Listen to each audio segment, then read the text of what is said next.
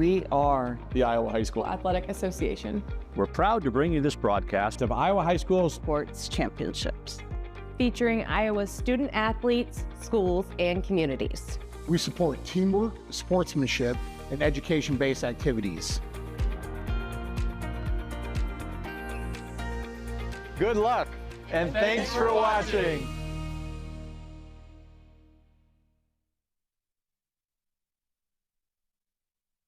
Good afternoon from the Unidome in Cedar Falls as we welcome you to continuing coverage of the 2025 Iowa High School Athletic Association's semifinals presented by Iowa Farm Bureau. 5th ranked West Sioux, top ranked MMCRU ready to go toe-to-toe. It's a battle for Northwest Iowa that plays out right in front of us here in Cedar Falls. And a pleasant good afternoon. Sean Kinney alongside Coach Kevin Bowman. So great to have you with us. Coach, here we are, the state semifinals. Usually you don't know a lot about the opponent. Not the case with this matchup. Two teams who are district rivals. Right. This is a rematch from week number 7 when MMCRU defeated West Sioux by the score of 14-7. Now, Brayson Mulder started the game off with an 80-yard run, and things went MMCRU's way. They created 6 turnovers and had 5 interceptions. I'm expecting another defensive battle this afternoon, Sean. Looking forward to it. Yeah, this is uncharted territory for the top-ranked Royals, the deepest they have ever advanced in school history, consolidated with Remsen Union. So we'll see how they respond in the spotlight. Two district rivals ready to collide, and so are we. We'll be right back with semifinal football action on the Hy-Vee Championship Network.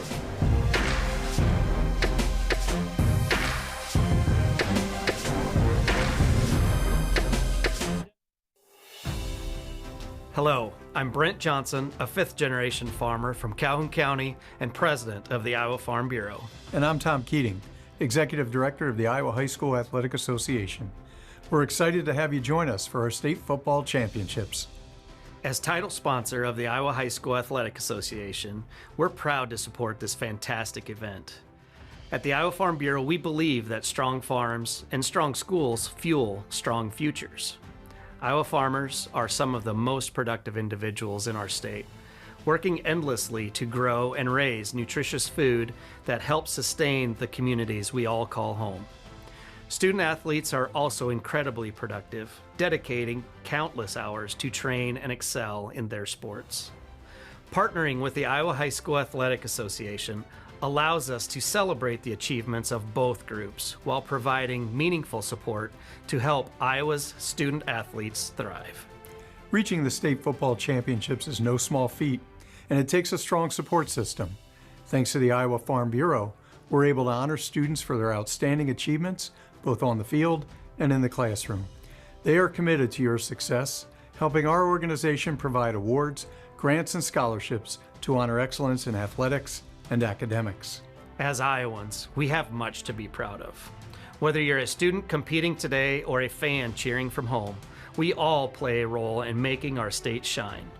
So, from the Iowa Farm Bureau and the Iowa High School Athletic Association, congratulations on a fantastic season and best of luck inside the Dome.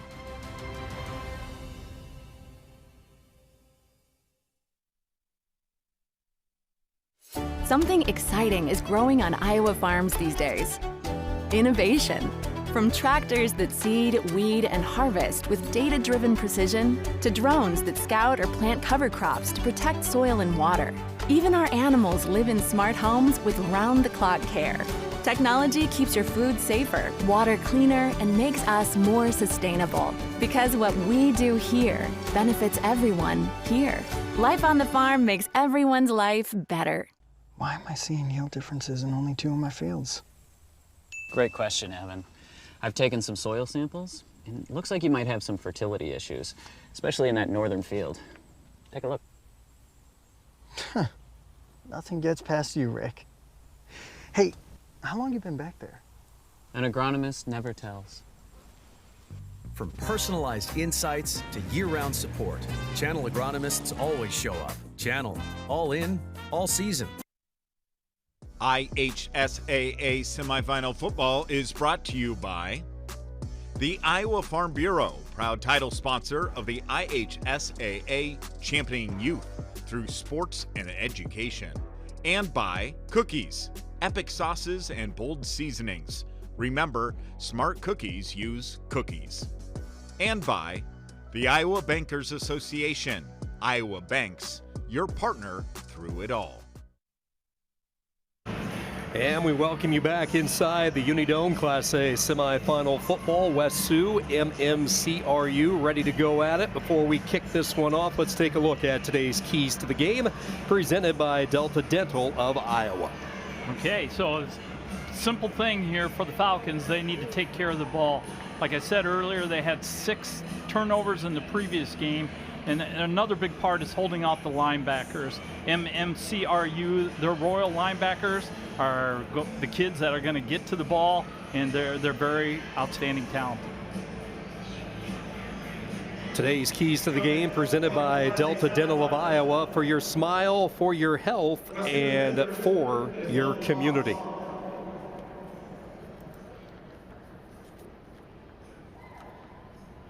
Certainly a lot of thoughts are talking about this young man in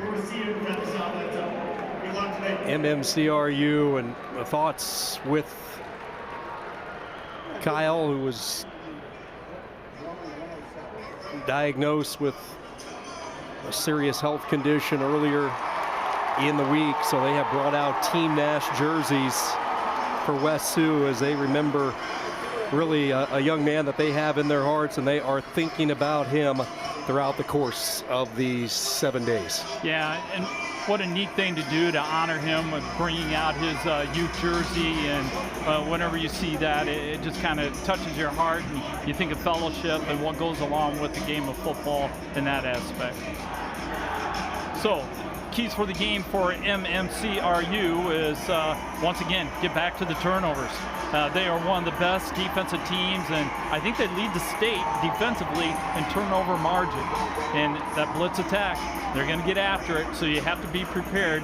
This should be just one of those games that, whoever gets an inch has really earned it.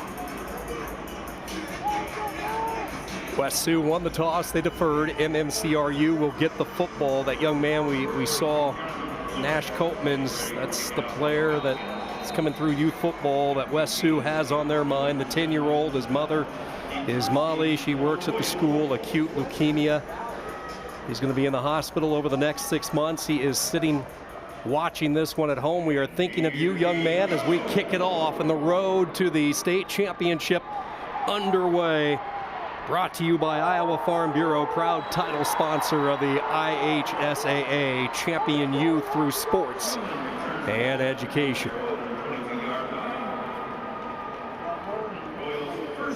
And here you see some of the names for MMCRU offensively, and they're just a solid team, and they're a group that wants to do a little bit offensively, both sides, with throwing it and running it, and a very good offensive line. And then defensively, West Sioux, they gave up 14 points the first time they played, and they're in for a little bit of a challenge. Today's starting lineups presented by Hy-Vee. Hy-Vee, where there's a helpful smile in every aisle. Off the shotgun, they are going to pitch it on the first play of the game to Brayson Mulder, and a good push over the left side. Mulder clears it all the way past the 30 up to the 32-yard line for the 6'3", 220-pound senior. They open up in pistol formation and run the option that way, and does a nice job pitching it timely. And Mulder, man, this guy is going to be a beast. We're going to talk about him. His numbers aren't outstanding, but he's been banged up a little bit throughout the season.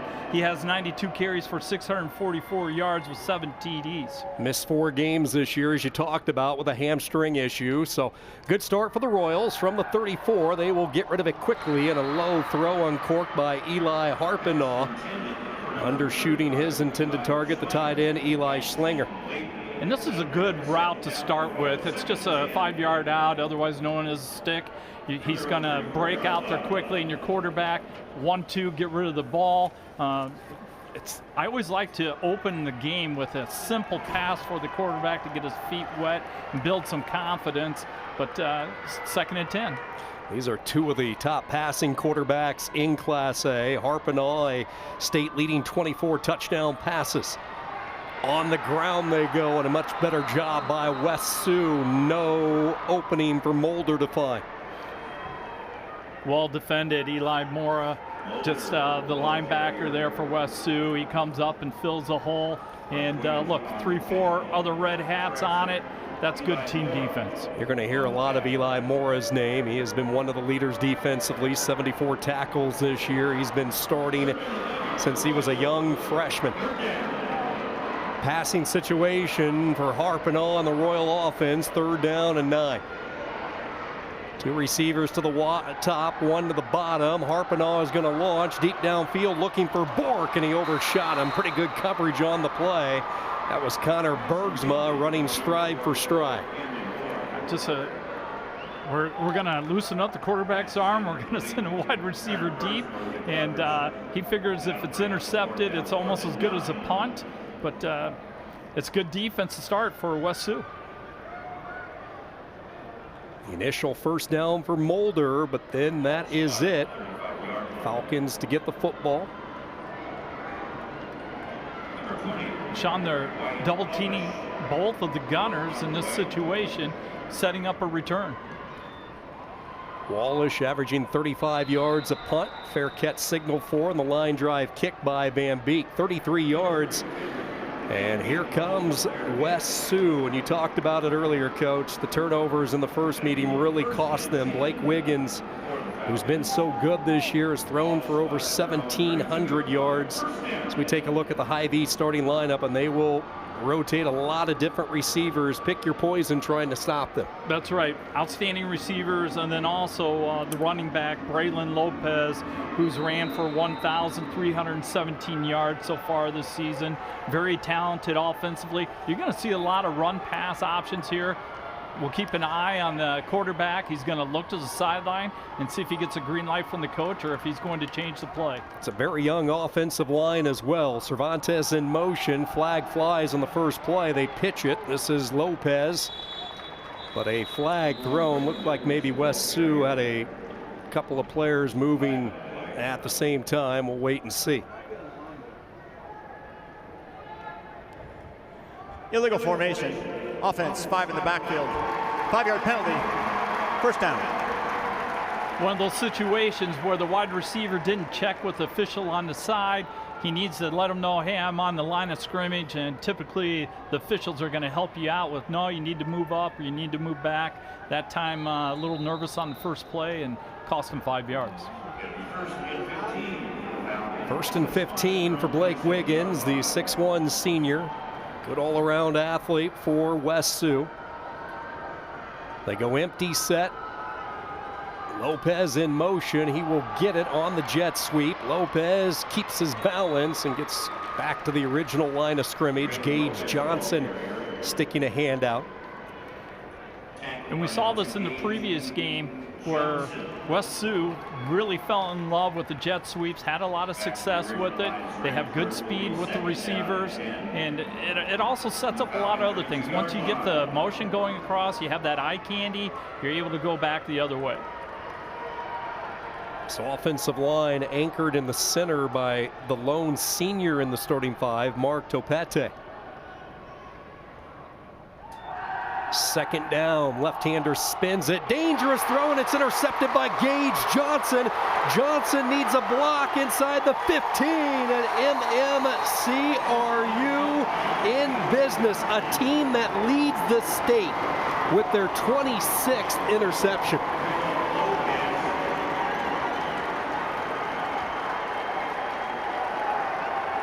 And unfortunately, Blake just overthrew that ball and it right into the hands of MMCRU.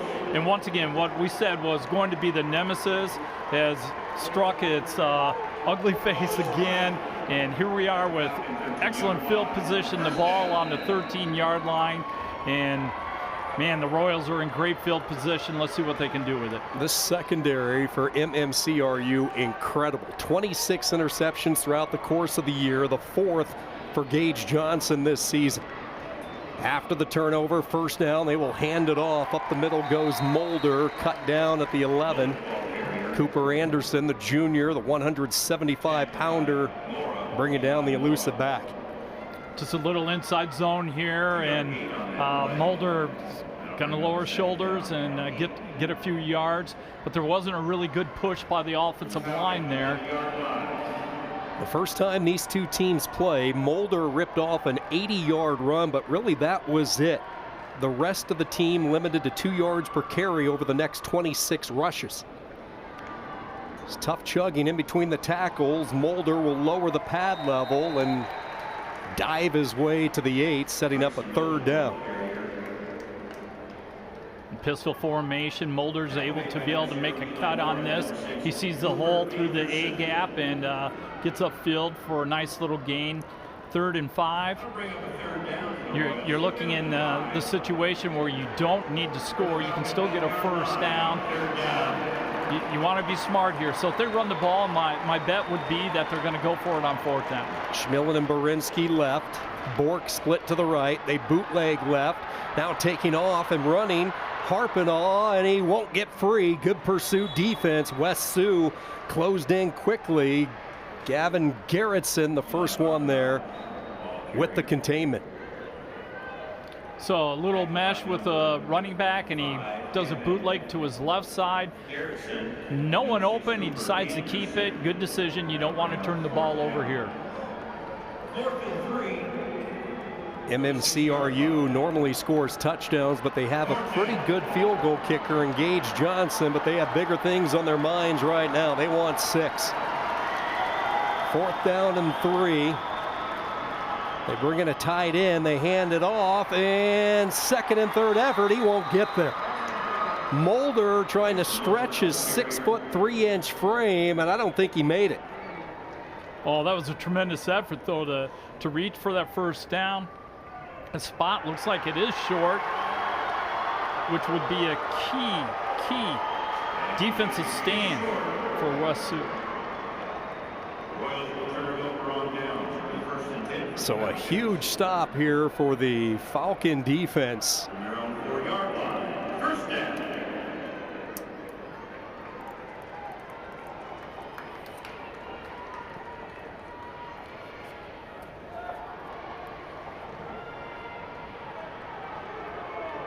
West Sioux deep in their own end after the defense comes up with the 4th down stop. Let's see what they can do in the 2nd offensive series. Blake Wiggins picked off. Operates from the shotgun. He will run the delay. Hop skipping over the right side. Gang tackling once again on Braylon Lopez.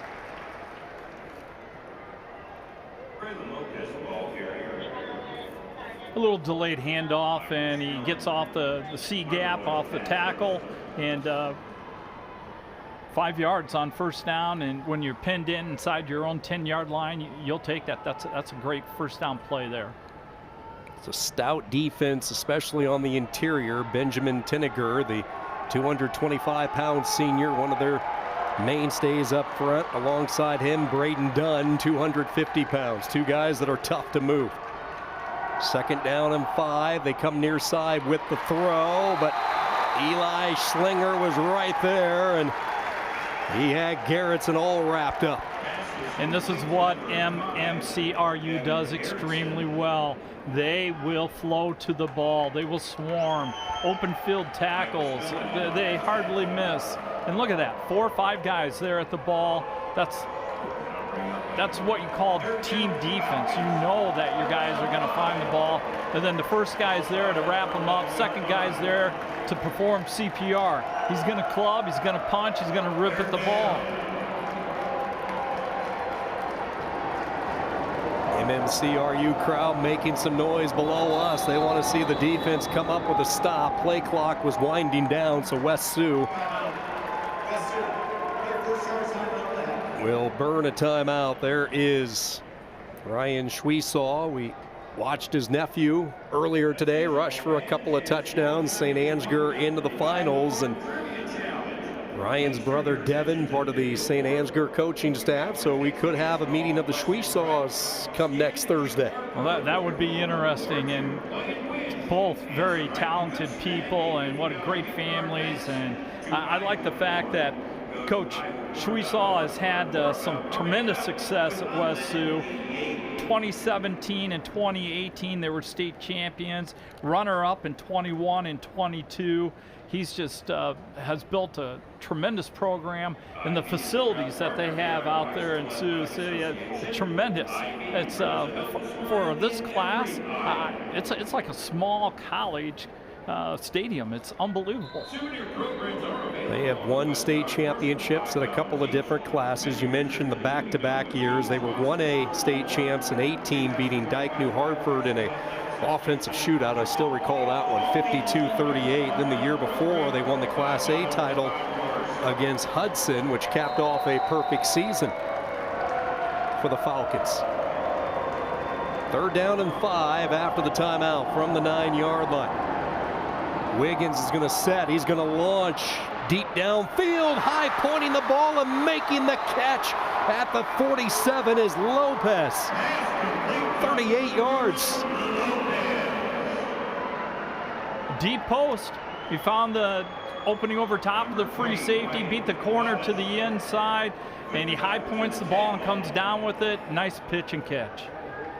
They will line up Braylon Lopez all over. When you talk about all-purpose back, he truly is, and he is our must-go lighting player spotlight when you look at the combination of Lopez and his quarterback Blake Wiggins. Yeah, two outstanding players, and you like the versatility that you can move them all around.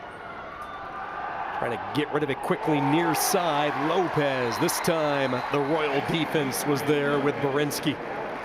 Yeah, stop route here, and the defensive back comes right on up, and Borinsky he could smell it. He was reading the wide receiver, comes up, makes a nice form tackle.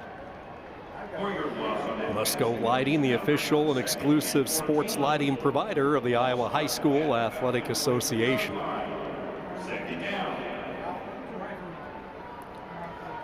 Two teams so familiar with one another, both teams emerging from the same district, and here they are. Second matchup in less than 2 months, and we will have our second timeout utilized. Yeah, you can see the frustration on the face of Coach Brian Shishaw. He wanted something formation-wise, and they didn't get into it. And then he was hand signaling to try to get the receivers to move. That didn't happen, so he had to burn a timeout. 13th year at West Sioux, and his team has never missed the playoffs. He has guided them to the playoffs every single year that he has been the coach. And when he arrived, he brought the spread offense with him and really has taken this program to new heights. He's actually a chiropractor in the community.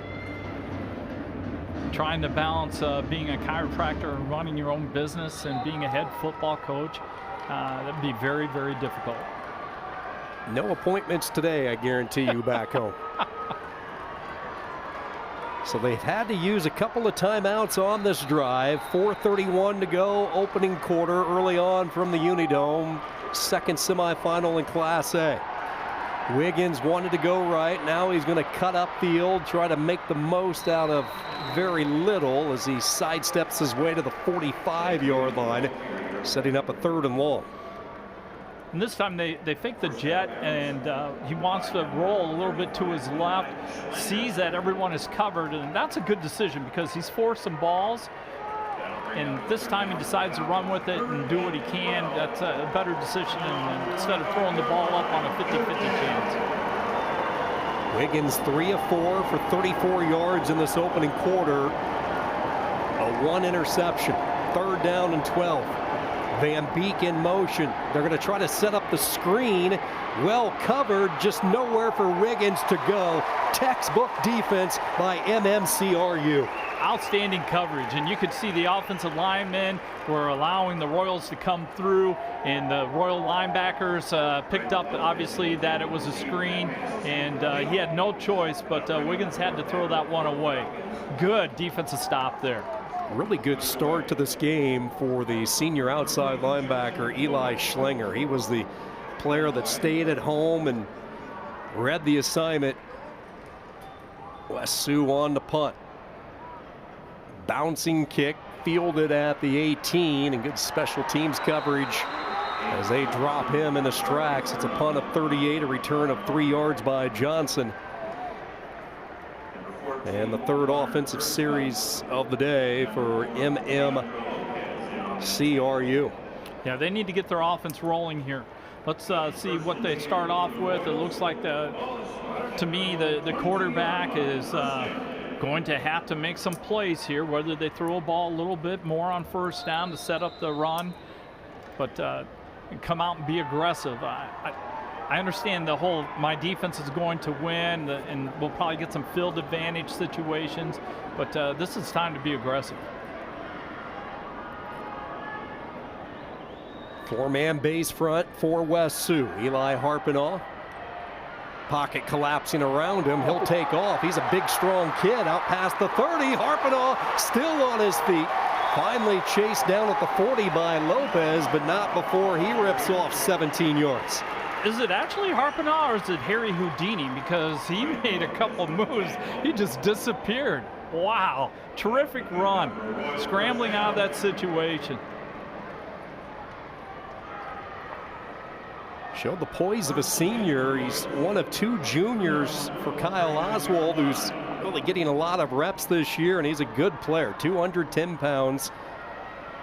Has the arm strength, and as you saw in that last run, the ability to take off when the pocket breaks down. First down, they will hand it off as they pull the wing, trying to open up the trap block. Not much there, falling ahead for 3 up to the 42. Yeah, that time you'll see the wing come across the formation, and he's going to kick out the end with a wham block. And boy, the defensive end did a nice job of holding that wham block and closing that gap down, and linebackers were able to come up and fill.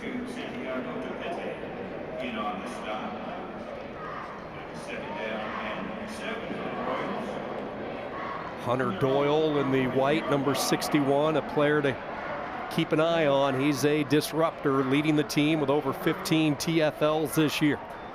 Second down, 7. They will pitch it near side. Room to work out past the 45, up to midfield, in the plus territory to the 47-yard line. 11 yards and a first down for Brayson Mulder. And this option run is set up by the excellent blocking number 4, Camden Bork. You're going to just see him out there. Then number 2 is doing an awesome job too, Gage Johnson. And that's the key. If you're going to be able to run the ball, your wide receivers need to know that blocking is just as important as running the routes. Mulder early on getting his touches. 6 carries, 31 yards. Nothing to show for it yet. So we approach 2.5 to go in this opening quarter. Empty set, good velocity, throw and catch. Schmillen, there he goes. See you later. 47 yards, touchdown for the top-ranked team in the state.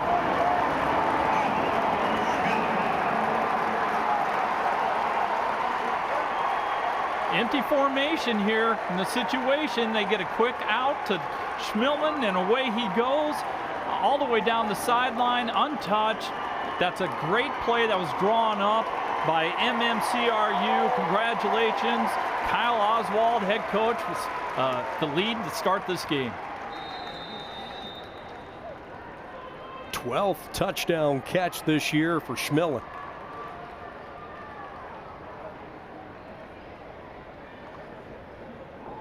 For Harpinaugh, he continues to add to his monster season. 25 touchdown passes. That is a Class A high.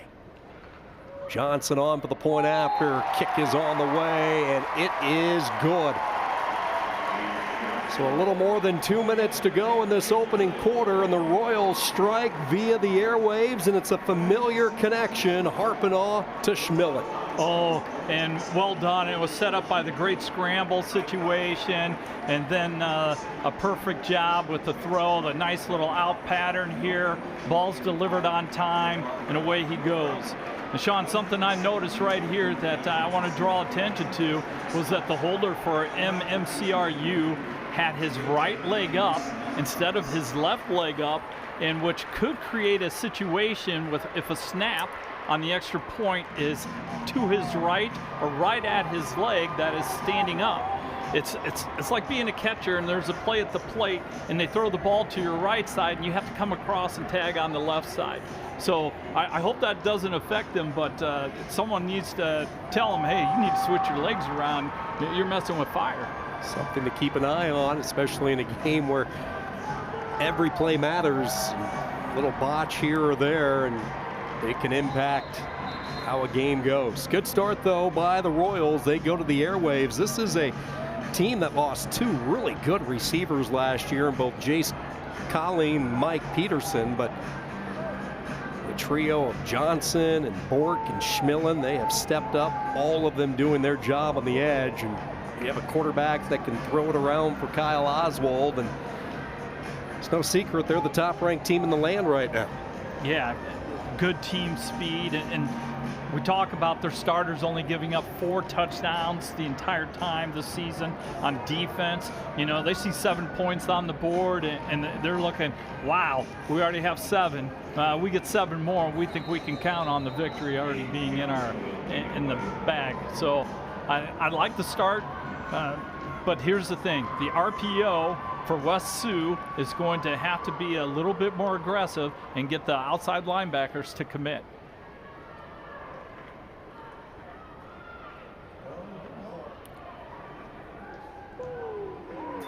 Johnson with the approach.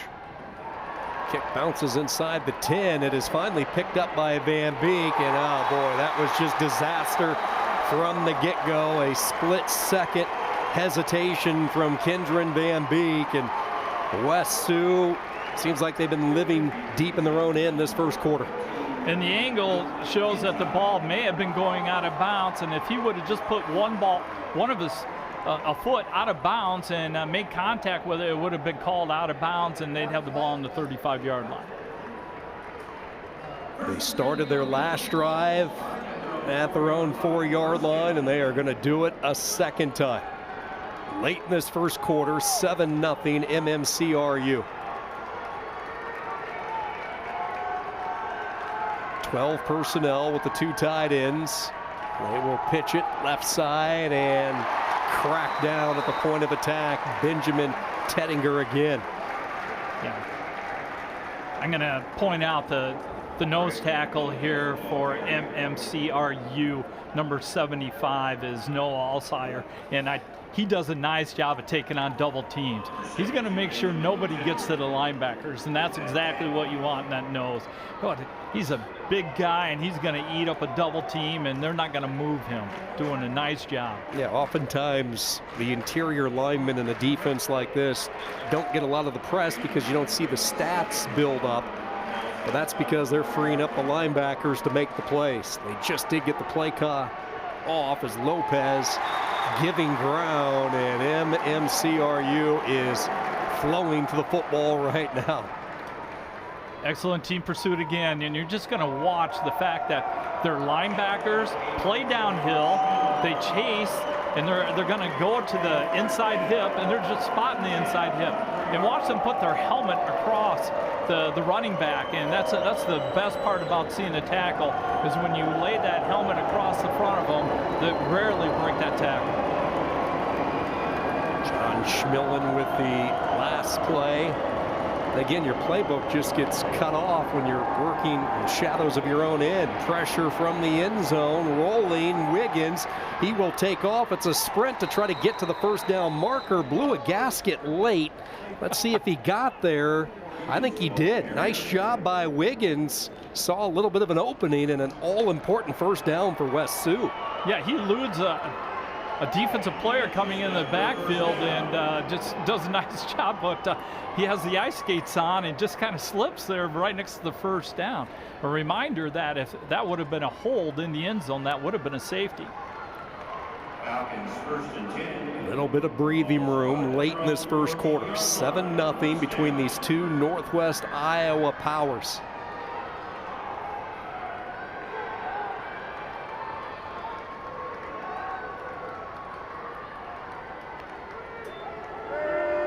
Jet sweep, Lopez. And he is tripped up. Boy, the edge tackling has been outstanding. Johnson again, the senior, and this is what he's done all year. And this is how disciplined the Royals are. Look, they pulled the right guard and the right tackle, taking them to the left and run back to the right side. And typically, you're keying them, and you're seeing that action going that way. But the linebacker stayed true, and the corner stayed true, and they make a nice defensive stop. Into the first quarter, and a good one so far. You're watching the Iowa High School Athletic Association football semifinals presented by Iowa Farm Bureau. We'll have more Class A action on the Hy-Vee Championship Network right after this.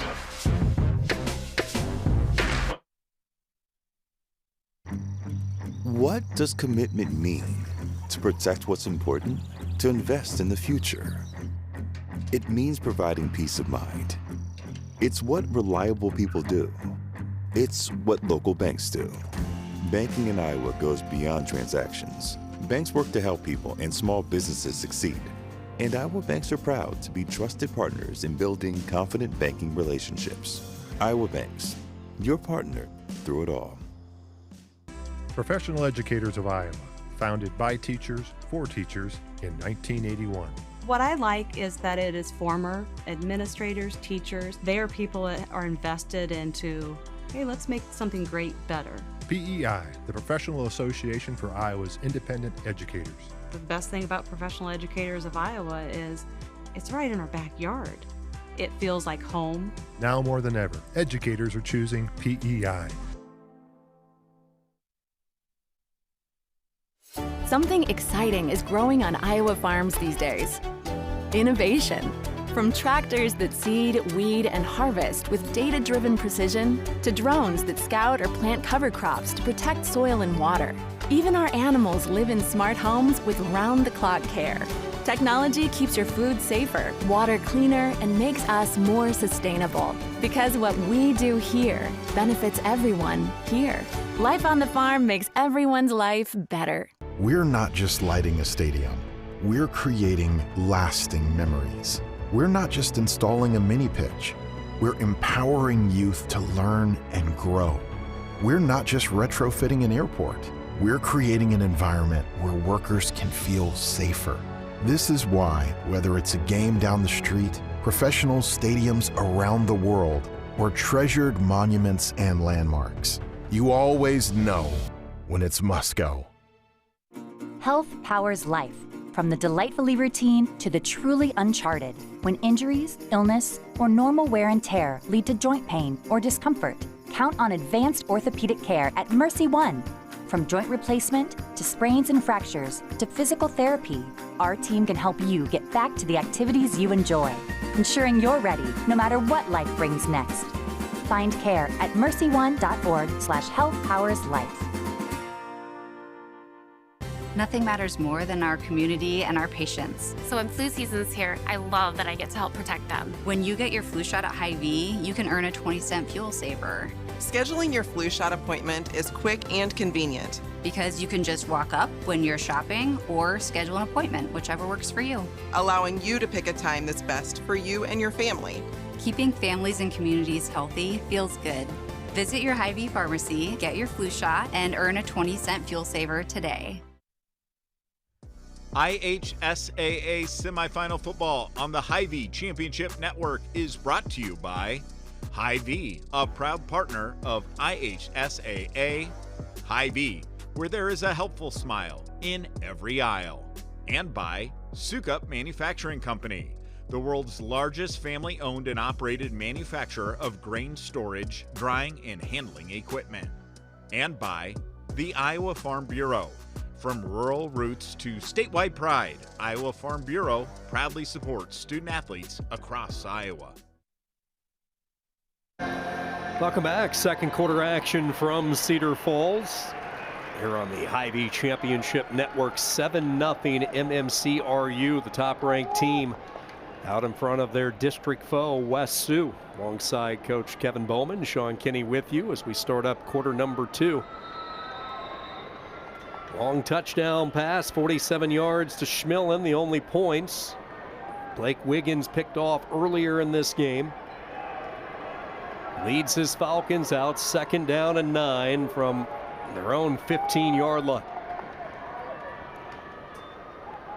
Cooper Anderson, the motion man.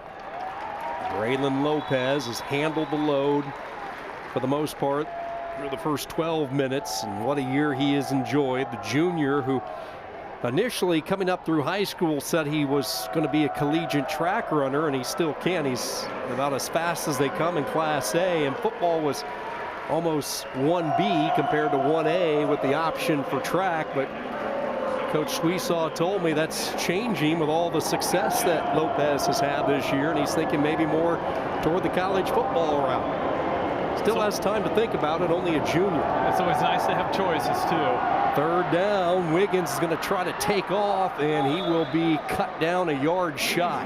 We saw him scramble for a 1st down earlier. Doesn't quite get to the line to get. Yeah, that's a great effort by Wiggins there, and it looks like it's just a delayed quarterback draw, and he's going to try and see what he can find. It's been a struggle, though.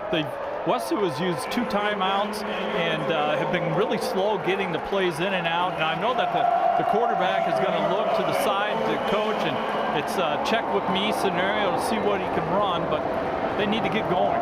See if they do a pooch kick out of this formation. That would have been a gutsy call, and it works. Beautifully done by West Sioux as the Royals had everybody up on the line of scrimmage. Nobody back to return, and it's 42 yards on the bouncing kick from Blake Wiggins. And I know that the Royals have seen this before. I've seen it on tape where he does a really nice job of getting that punt out right away, and there's no one back to return it. So if you get a favorable bounce, it even adds to it.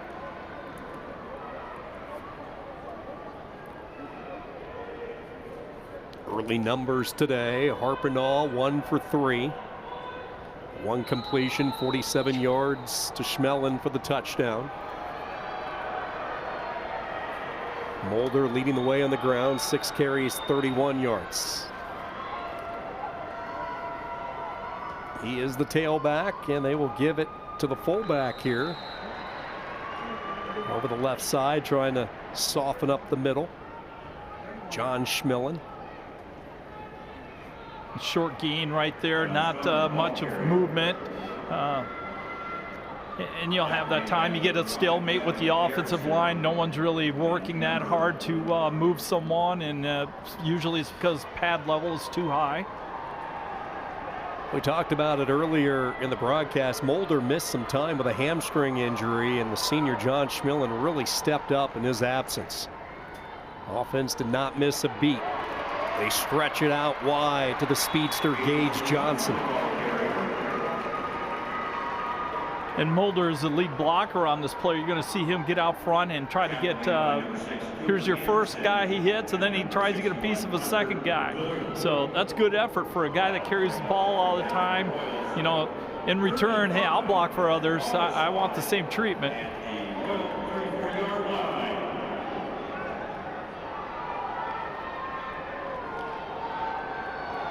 Third down. 3rd and 5. Need to get it to the 39. Harpinall straight drop. He's going to take off, and he will be wrestled down, lassoed around the waist by Cervantes. And a good stop by the West Sioux defense, forcing the punt. Yeah, I really thought that if Mulder would have leaked out of the backfield, he would have been wide open. Either way, if he would have been a swing route to the right or to the left, no one had him covered. He was in the block and the chip, and he just needed a late release to go out on a route.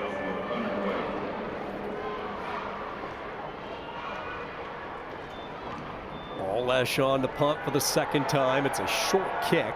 Again, takes a huge bounce here inside the Unidome. My goodness, this thing will pump all the way down before cranking on the brakes at the 17, 46 yards on the punt. Yeah, for a ball that only traveled, what, 15, 17 yards in the air, and it ends up at 41 yards, you'll take that every day.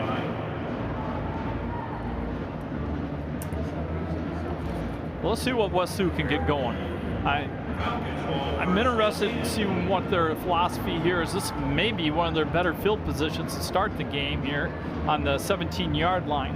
I'm looking for some screens again, maybe a deep throw, just try to open it up and try to get the Royals to be backpedaling for just a little bit. Yeah, this is the most real estate that they have had to work with in this first half. Last couple of drives have started inside their 5. They pitch it. Lopez having a tough time getting any momentum going downfield. He is tackled for a loss back at the 15 by Gage Johnson. Well, if you watch the linebackers flow once again, they are just inside hip. And you watch just the angle of execution. And not only are they meeting them at the line of scrimmage, they're meeting them past the line of scrimmage, which you rarely see. For as playing as deep as they are, they're 4 or 5 yards deep. Mulder, Schlanger, Schmellen, the 3 linebackers, and then you have some really physical corners as well. Working the screen, struggling up to the 22-yard line. It's Eli Mora, his first touch. Michael Schmellen hanging on to a foot. Yeah, just a quick stop pass out there, and Schmellen makes a great one-on-one tackle in the open field, grabs the ankle and hangs on to it, and sets up a crucial 3rd down.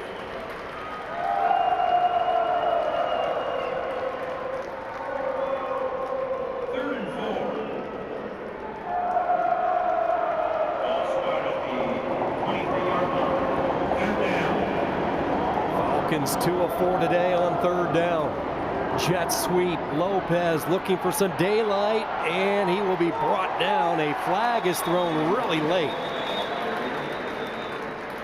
Tackled by Mulder, one running back tackling the other.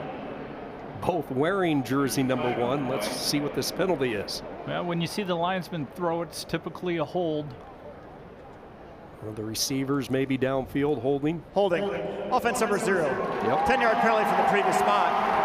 3rd down. It's Eli Mora as a receiver. It's tough. You're out there on an island. You're not sure what direction your running back's going to go, and you try to hang on to that block a little too long. That's right. You're stalk blocking the defensive back, and you're just trying to stay in front of him, kind of like setting a pick and basketball, and whichever way he goes, you want to go with him, but it's hard to maintain that block for 5, 6, 7 seconds, depending how long it takes your running back or receiver to get out there with the ball.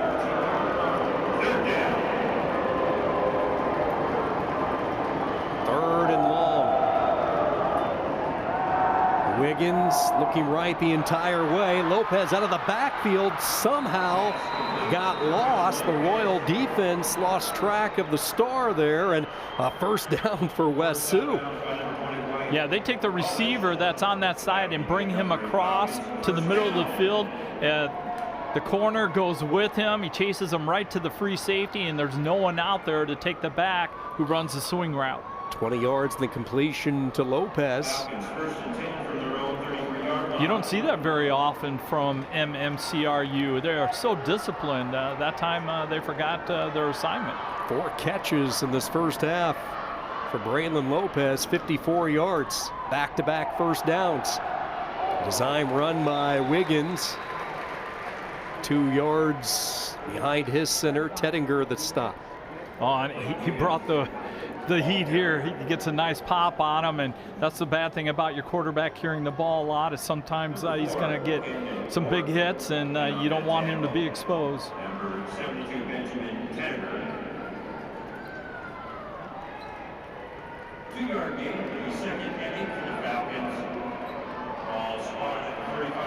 Drive that started back at the 17. They have taken it to the 35, 2nd down and 8.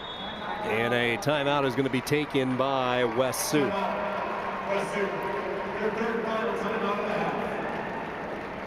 They have used all of their timeouts. Still a lot of football to be played in the second quarter. Hy-Vee, a proud partner of the Iowa High School Athletic Association, bringing you all 14 games this week on the Hy-Vee Championship Network. Hy-Vee, where there is a helpful smile in every aisle. Alongside Coach Kevin Bowman, Sean Kinney with you from the Unidome. Let's talk offense right now. If you're West Sioux, you've been pinned down deep in your own end a couple of times in this first half. Now you have the full playbook at your disposal, and they've been able to free up Braylon Lopez as a receiver when they've had the most success in this first half. Yeah, and what they hang their hat on would be the jets and the screens and the quick passes. And the fact that there's some good speed on both sides of the ball. You want to be quick getting rid of the ball before the defensive lineman can get to you. Open up that playbook. What you've done all year should work again. After the timeout, second down. Anderson on the edge, needs a block, never really panned out. Schlinger was there. And West Sioux, who has made a living on third down on this drive, another opportunity here. And you're going to watch the corner stay with the wide receiver who was blocking him, and then he sheds him, and then he has help from the inside, and that's his goal, is make sure that wide receiver does not get outside of him, force everything back to the middle of the field where all the help is coming from. There's Kyle Oswald bring the pressure on 3rd and 7.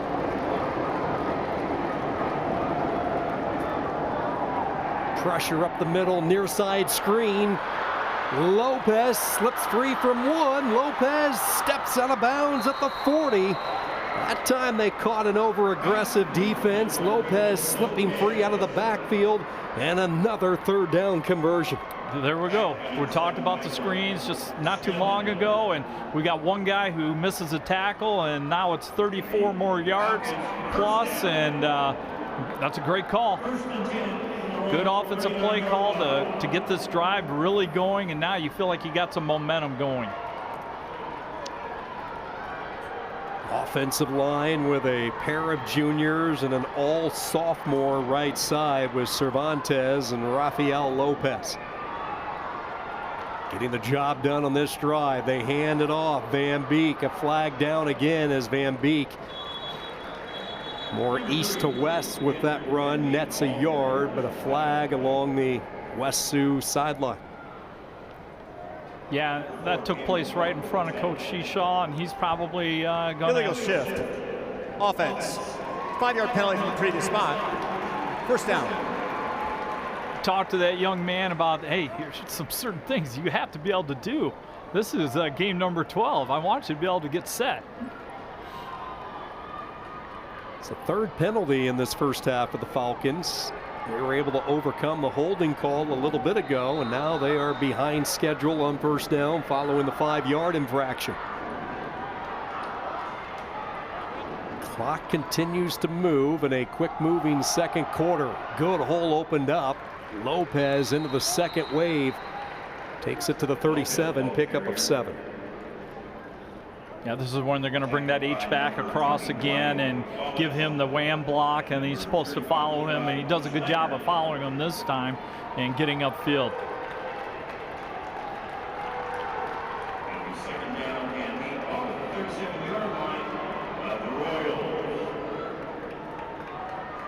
Second down and 8, 10th play of this drive. Lopez with a couple of blockers, patient run, nothing really panned out. Helmet ends up rolling out of the pile. Like Lopez lost his lid, so he'll have to go retrieve it. He showed patience, but again, you're just not going to beat this team laterally. Yeah, and in this scenario, Lopez is going to have to go out for a play unless West Sioux decides, well, they can't use a timeout because they're all out of timeout. So he's going to be gone for this 3rd and 5.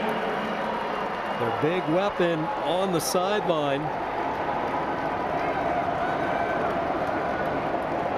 Dylan Cervantes replaces him. Pressure up the middle. Wiggins just running for his life. Did a great job of just getting rid of it. Looked like he was dead to right. Mulder had him around the waist. Receiver close, so he avoids the intentional grounding and keeps the possibility of a possible 4th down. And Mulder just shoots the A gap here, gets through. That's a great blitz call. He comes untouched, well designed, and puts pressure on him. And he has to, he's thinking, I want to live for 4th and 5 here. Coach is going to be much happier with that instead of 4th and 20. Van Beek left, 2 receivers to the right, H-back to the right side. They go empty as Lopez goes in motion, 4th down and 6. Wiggins looking, eyes downfield, zips it, incomplete. No opening along the far sideline. MMCRU, another 4th down stop. Yeah, let's give credit to West Sioux. That's their best offensive drive so far this game. They were able to get some first downs, and they looked like they were going to be able to possibly get some points out of this. But what do the Royals do? They stiffen up when they need to, and I think that's been the story of this season. When the defense really needs to get after it, they do. You mentioned if you're West Sioux, you're at least able to flip the field a little bit. Now an offense for the Royals, which has been on the sideline a lot watching. Ready to go to work in this second quarter, up 7-0. Harpinaugh swings it out. Stiff arming his way up to the 40 goes Mulder. He is a special type of player, 2-year starter. The only thing that has slowed him down throughout his high school career has been injuries. This was a guy they tabbed very early on as a freshman, started at running back his freshman year, and has battled through some injuries over the next 3 years, including this season with the hamstring that cost him a few games.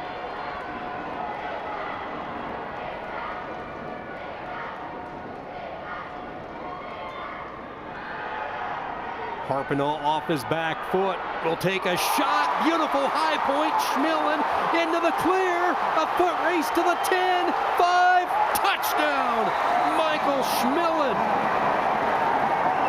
60 yards, and the second time Harpinaugh has gone yard in this first half. And you're going to see a great route by Michael Schmillen. He's going to run the wheel route. It's a 5 yards, then he's going to hit upfield, and then he evades 3 of the West Sioux defenders, and he gets into the end zone. It was a great pass by Harpinaugh. He put that right in the spot. Just great offensive play.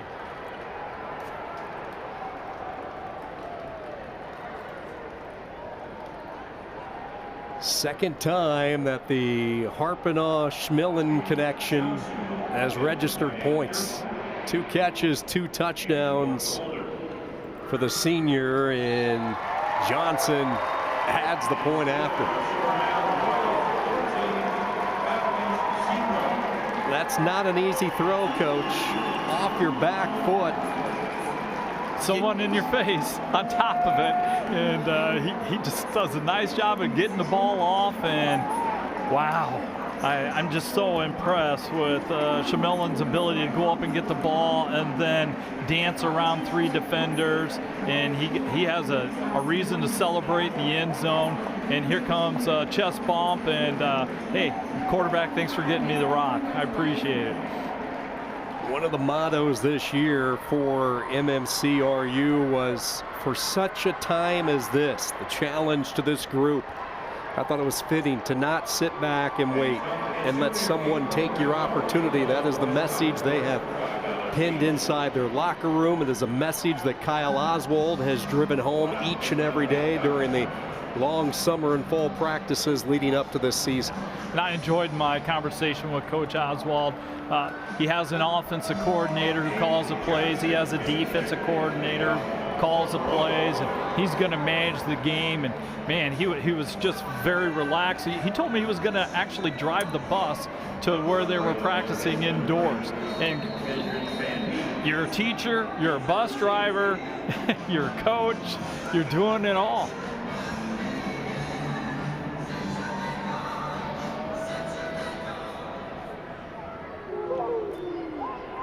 little bit of trouble for West Sioux. Van Beek from the 15. Gage Johnson picks him up into the air and drops him right down as Van Beek returns it to the 27. Textbook tackle on special teams from number 2, Gage Johnson. Oh yeah, he does a nice job, and he double leg takedown to his back. He's getting back points there too. Gage Johnson, nice job on the kickoff team. Keep in mind, West Sioux has used all 3 of their timeouts. The explosive play in this football game has been the difference, and MMCRU has had both of them. 47 yards and 60-yard touchdown strikes through the air. Wiggins throwing toward the left side, incomplete. Trying to find the hole in the coverage. Garrettson, the intended target. Yeah, and Garrettson here has a corner route, and he is open. Just overthrows him, and if you probably would have let him upfield just a little bit more, it would have been a completion. If I'm West Sioux right now, I'm thinking, hey, we need to get a first down, and if we get a first down, we're going to go no huddle, and we're going to get after it.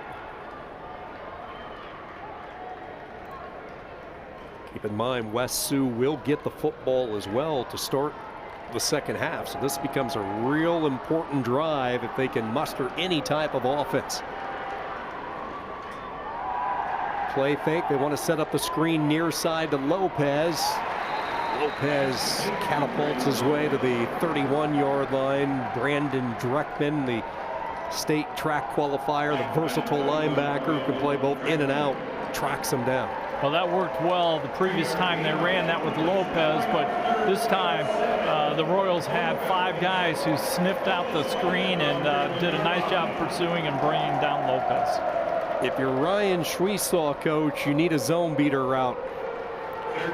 Yes, and so what you're going to find is you want to go down the hashes in this scenario.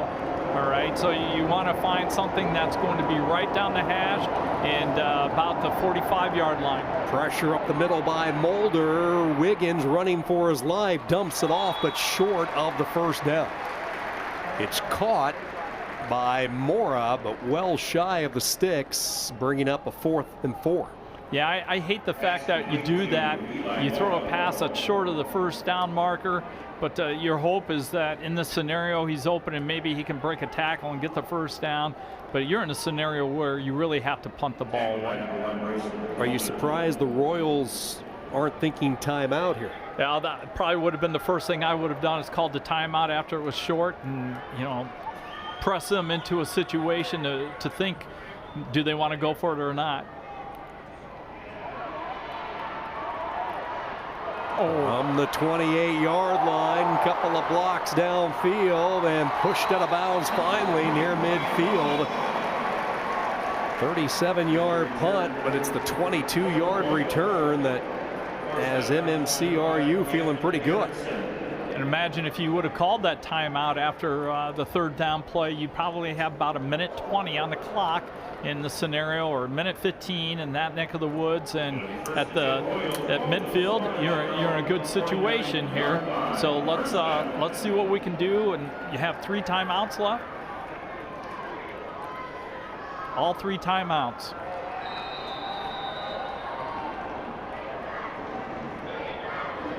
Eli Harpinaugh, 3 of 5 for 112 yards. Try to add to that total on first down. It's a 3-man rush. They drop 8 into coverage. Harpinaugh will try to take off and reach the safety out of bounds, and he'll not just get out of bounds, but he'll also pick up the first down.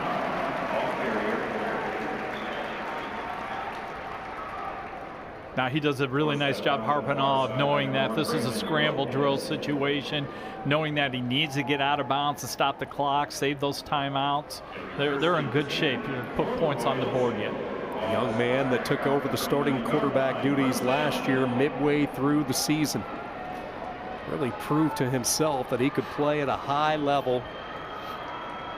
He's had a wonderful season and a good first half today. Still with all 3 of their timeouts. First down, pressure comes. He just shrugs off the defender, but hanging on and dropping him for a sack back at the 48-yard line. Santiago Topete would not give up. But he had a bear hug on him, and he almost got away. Harpin almost got away from the bear hug. So he is elusive, and the Royals decide to call timeout, which is well done. They still have 29 seconds left, but the situation now, it's 2nd and 19. And one of the first things you need to tell your quarterback in those situations, 1st and 10, don't take a sack. Get rid of the ball, whatever it takes. You don't want to go negative yards.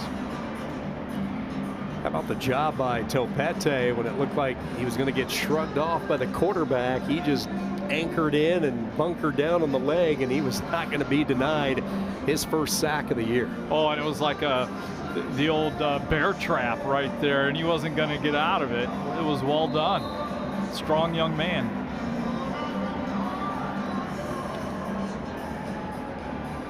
There's a familiar face on the sideline for West Sioux, Hunter Deckers.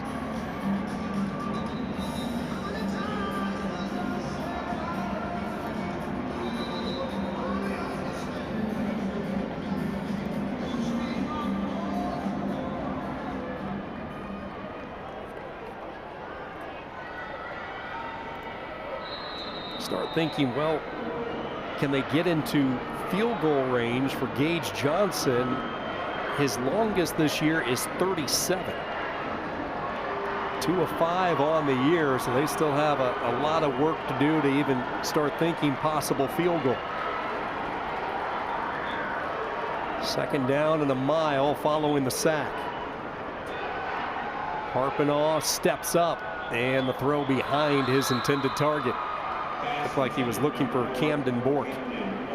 Yeah, Camden's running a post to the middle of the field, and it's more of a dig. He's going to sit down right towards the middle, and it was on the backside of him, and he did have a step on the defender. It looks like the Royals are, the Falcons are playing a lot of man right now in this scenario.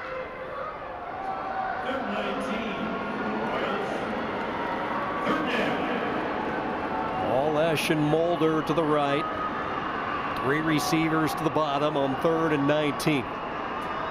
Again, they rush 3. It's a design draw for Harpinaugh, and Harpinaugh showing his physicality. Finally caught up with at the 41 by Garrettson. Tackling by number 5, Gavin Garrettson. Timeout. Royals. 30-second charge timeout left. So the Royals with 4th down and 11, and Kyle Oswald will use his 2nd timeout. Yeah, 15 seconds left on the clock. You need a 1st down. If you get a 1st down, the clock will stop momentarily if you're still tackled in bounds, and until they set the chains. And once they set the chains, they'll wind the clock again. But if you can get out of bounds, that's a great scenario. But you still have a timeout left. So you have all kinds of options. You can use the middle of the field. You could run a screen, but the key part is to get that 1st down and get a timeout. But you want to get with probably inside the 25-yard line if you're going to attempt to kick a field goal. Look at the numbers between these two teams in the first half. 184 for MMCRU, 135 total for West Sioux. But again, it comes down to the explosive plays. That has been the difference. The 2 long passing touchdowns to Schmillen, the difference in this first half. 4th and 11. They need to get it to the 29. And they've been going empty in the last couple plays, and they're doing it again. Maybe they saw something defensively that they like out of the empty set.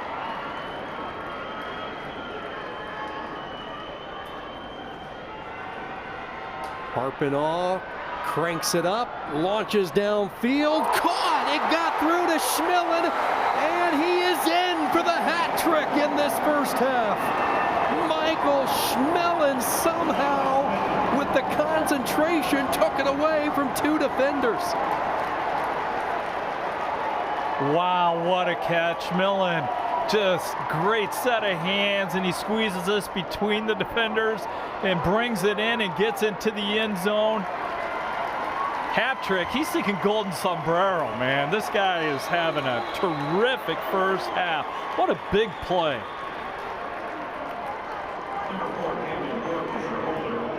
Michael Schmillen coming into this game. 11 touchdown receptions. He's averaging around 25 yards per catch. He has been the home run hitter this year. Point after on the way, and it is good. Johnson is 3 for 3. Harpinaugh 3 touchdown passes, all 3 to Michael Schmillen. And the top-ranked team in the state flexing their muscle this afternoon from Cedar Falls. They are throwing the ball extremely well, and just the runs with the quarterback, and you're seeing the passing game.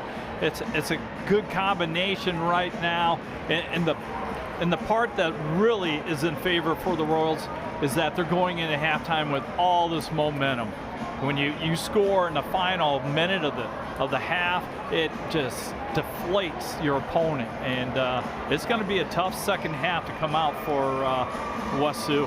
Yeah, when you saw that ball getting thrown real time, I was thinking Cervantes, number 2, had it. I mean, it was a beeline right to it. He had a good angle on it too. You thought he was going to step right in front of him, but Schmillen somehow gets his hands on it, and he puts those big paws out there, and they soak the ball up, and he tucks it away and dives for the end zone. Moments like this, you hope your seniors step up to the occasion, and Michael Schmillen has done his part. 3 catches, 147 yards. 3 touchdowns in this first half. West Sioux in a lot of trouble here with just a couple of seconds to go until halftime. Good coverage once again on kickoff team, and that was probably one of the things we talked about at the beginning of the game is field position and special teams and who's going to be in good situation, and West Sioux has not had good field position the first half, and MMCRU has played an excellent first half, defensively, offensively, special teams.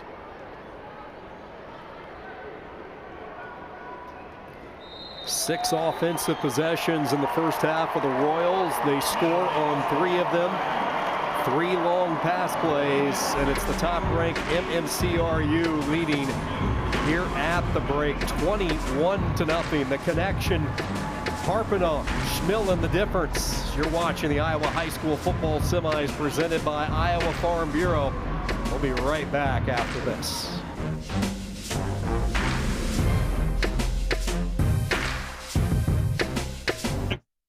You come alive in the dead of winter and start work early on snow days, because snowed in is not an option.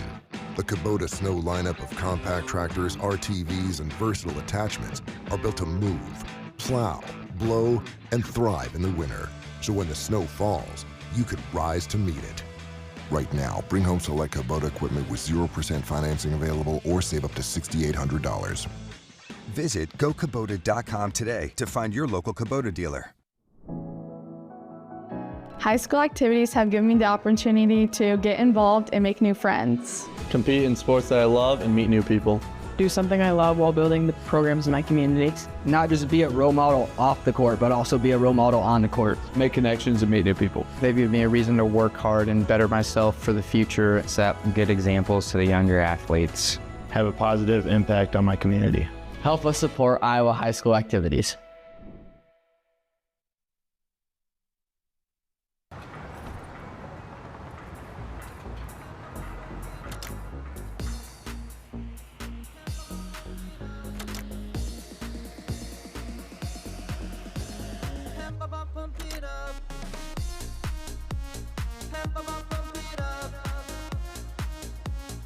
Fuel choice that's cheaper, homegrown, and better for the planet? Now that's worth the hype. Pump it up with unleaded 88.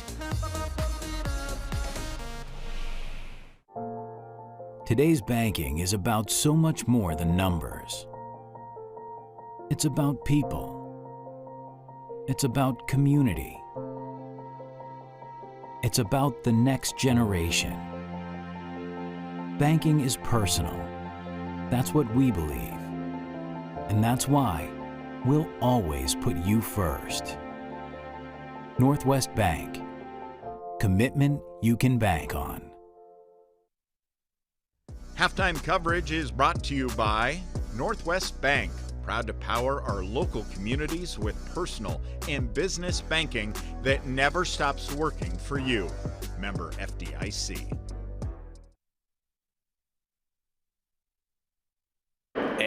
And welcome back inside the Unidome, where we've reached the Northwest Bank halftime of our second Class A semifinal of the day. And right now, the top-ranked team doing their thing, MMCRU, the Royals, 21-0. They lead it over district rival West Sioux here at the intermission. Just like a great team, success in business takes planning, dedication, and trust. That's why businesses count on Northwest Bank, where personal and business banking never stops working for you.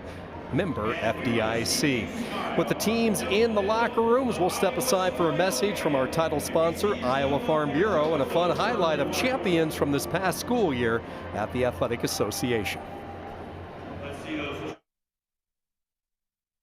Thanks for joining us for the 2025 IHSAA State Football Championships. I'm Chris Cuellar, Communications Director at the Iowa High School Athletic Association. We hope you're enjoying the competition our member schools are putting on today. At the Iowa High School Athletic Association, we're deeply grateful for the incredible support that makes this event possible, and no partner plays a more pivotal role than our title sponsor, the Iowa Farm Bureau.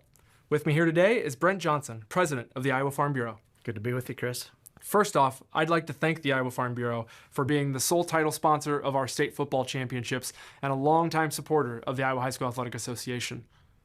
What do you think makes education-based activities so special in Iowa? And why is it important for organizations like Iowa Farm Bureau to be involved with events like this? Well, Chris, at the Iowa Farm Bureau, we believe that strong farms and strong schools go hand in hand. Just as the student athletes competing here today are among the nation's best, Iowa's farmers are among the nation's most productive, leading the way in corn, hog, and ethanol production, but also in pioneering conservation efforts. Iowa ranks #1 in water quality, wetlands, bioreactors, grassed waterways, filter and buffer strips, pollinator habitats, and conservation tillage. As proud title sponsors, we're excited to celebrate the strength and spirit of Iowa's farmers and student athletes. Their resilience defines what it means to be farm strong and makes these games and our state truly special. With these games being a high point of the high school experience for so many student athletes, can you describe how Iowa Farm Bureau makes sure its sponsorship goes beyond the event itself? The championship games are an important moment, but we want our impact to last much longer. That's why we're proud to support them throughout the year through our work with the Iowa High School Athletic Association and the Girls Union to sponsor concussion insurance at no cost for all boys and girls participating in the practice and play of all sports sanctioned by the organizations. It's an extremely important program and just one way that we feel we can help look out for the long-term well-being of student athletes. In addition to concussion coverage, the Iowa Farm Bureau is one of the state's largest scholarship providers, contributing over $250,000 in scholarships each year to Iowa's students. Right now, we're accepting applications for our scholarships, so we encourage students to visit our website for more information. And knowing teachers play a critical role in shaping our students' futures, we also provide grant programs to help educators offset costs for much-needed education resources, helping to enhance classroom experiences in schools across Iowa. Adding to that incredible list of support, the Iowa Farm Bureau also sponsors the IHSAA's Governor Scholar Recognition Ceremony. I always see members of the Farm Bureau team at the event alongside our Athletic Association staff. Could you share why you think it's so important for your organization to be involved? At the Iowa Farm Bureau, we believe that today's students are the future leaders of our state. By supporting the Iowa Governor's Scholar Program, we have the privilege of being present to honor more than 400 of Iowa's brightest academic achievers. These students are not only excelling in their classrooms, but they are also the future leaders who will help shape Iowa's progress. This initiative is deeply important to our organization, our members, and all Iowans, as it highlights the value of education and leadership in moving Iowa forward. Well, thank you for joining us today, Brent, and for your continued support of the Iowa High School Athletic Association. Your partnership has been essential in helping us grow student services through recognition programs, grants, and scholarships. We truly appreciate your commitment to education-based activities and the students we serve across Iowa. I don't get it. Why is there uneven crop emergence out here? Great question, Jill. From what I've seen, soil compaction from your sprayers and grain carts is the likely culprit. This can hinder root penetration and emergence along field edges. What would I do without you, Tom? Hey, that's what I'm here for. Let's catch up later. I'm needed over in Monroe County. From personalized insights to year-round support, Channel Seed pros always show up.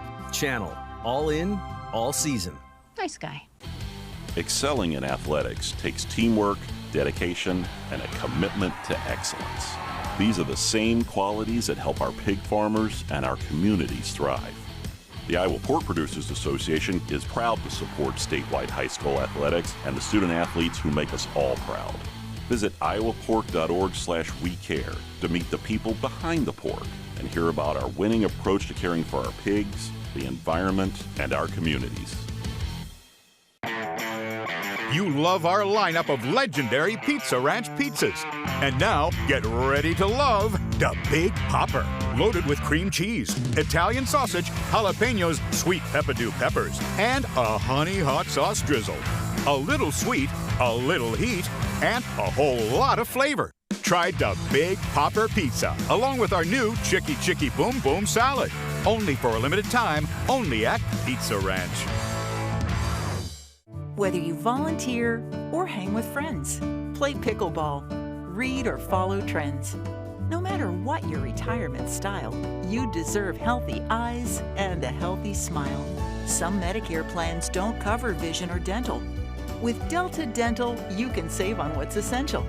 Get coverage and take care of your health. It's peace of mind, so treat yourself. It's more affordable than you might think. Give us a call or visit this link. Hello and welcome to the Iowa High School Athletic Association's Football Halftime. I'm Communications Director Chris Cuellar, and joining me today is ISL Education Lending President and CEO Steve McCullough. Steve, thanks for joining us. Well, thank you for having me. Can you explain what the synergies are between what the Athletic Association is doing and what the work of ISL Education Lending for Iowa students? Well, our purpose is to help students and families succeed in education and career after high school. As a nonprofit, we offer low-cost private student loans.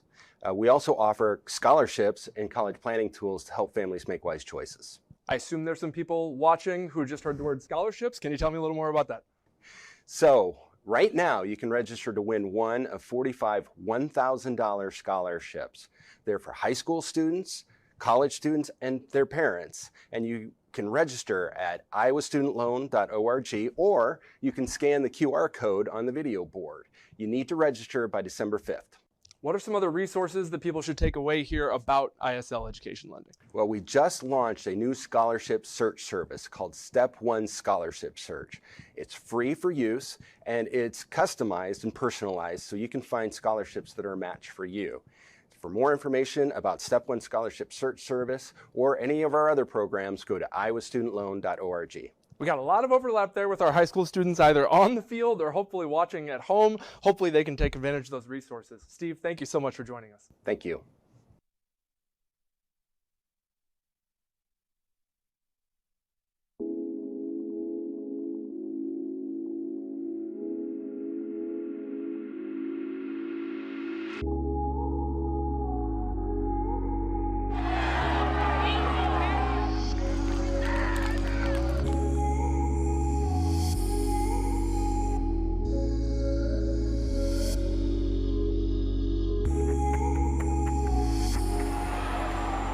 Into the end zone. Wow, it's a great pull. Here again. Wants to throw deep. Has a man open. Cooney catches it at the 10. Trucks into the end zone. And the celebration begins here for the Grundy Center Spartans. It's a wide open receiver. Makes the catch and pulls into the end zone for a touchdown. What a performance. North Polk goes undefeated. They will hoist the state's biggest trophy.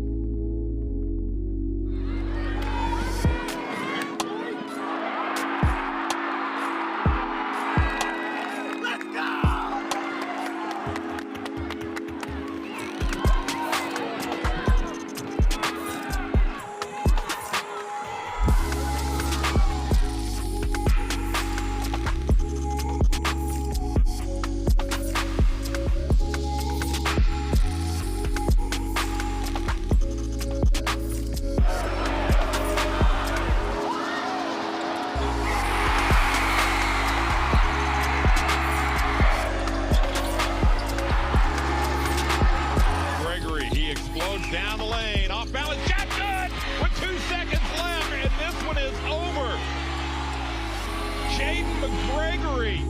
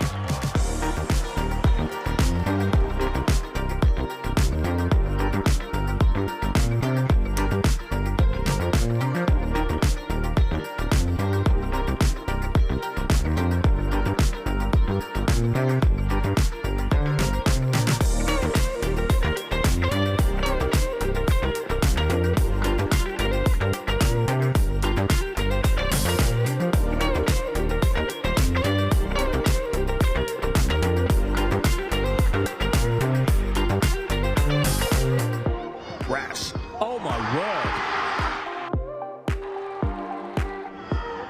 Robles and scores! What an unbelievable strike.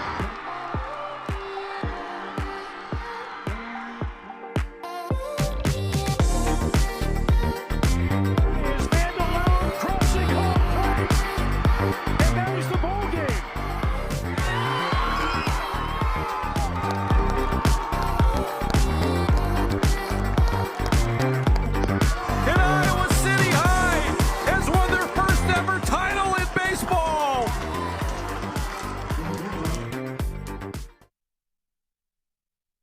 We're not just lighting a stadium. We're creating lasting memories. We're not just installing a mini pitch. We're empowering youth to learn and grow. We're not just retrofitting an airport. We're creating an environment where workers can feel safer. This is why, whether it's a game down the street, professional stadiums around the world, or treasured monuments and landmarks, you always know when it's must go. What does commitment mean? To protect what's important? To invest in the future? It means providing peace of mind. It's what reliable people do. It's what local banks do. Banking in Iowa goes beyond transactions. Banks work to help people and small businesses succeed. And Iowa banks are proud to be trusted partners in building confident banking relationships. Iowa Banks, your partner through it all. Need money for college? Our scholarship registration is quick and easy. ISL Education Lending Scholarship is open to both students and parents. Visit iowastudentloan.org/award for details.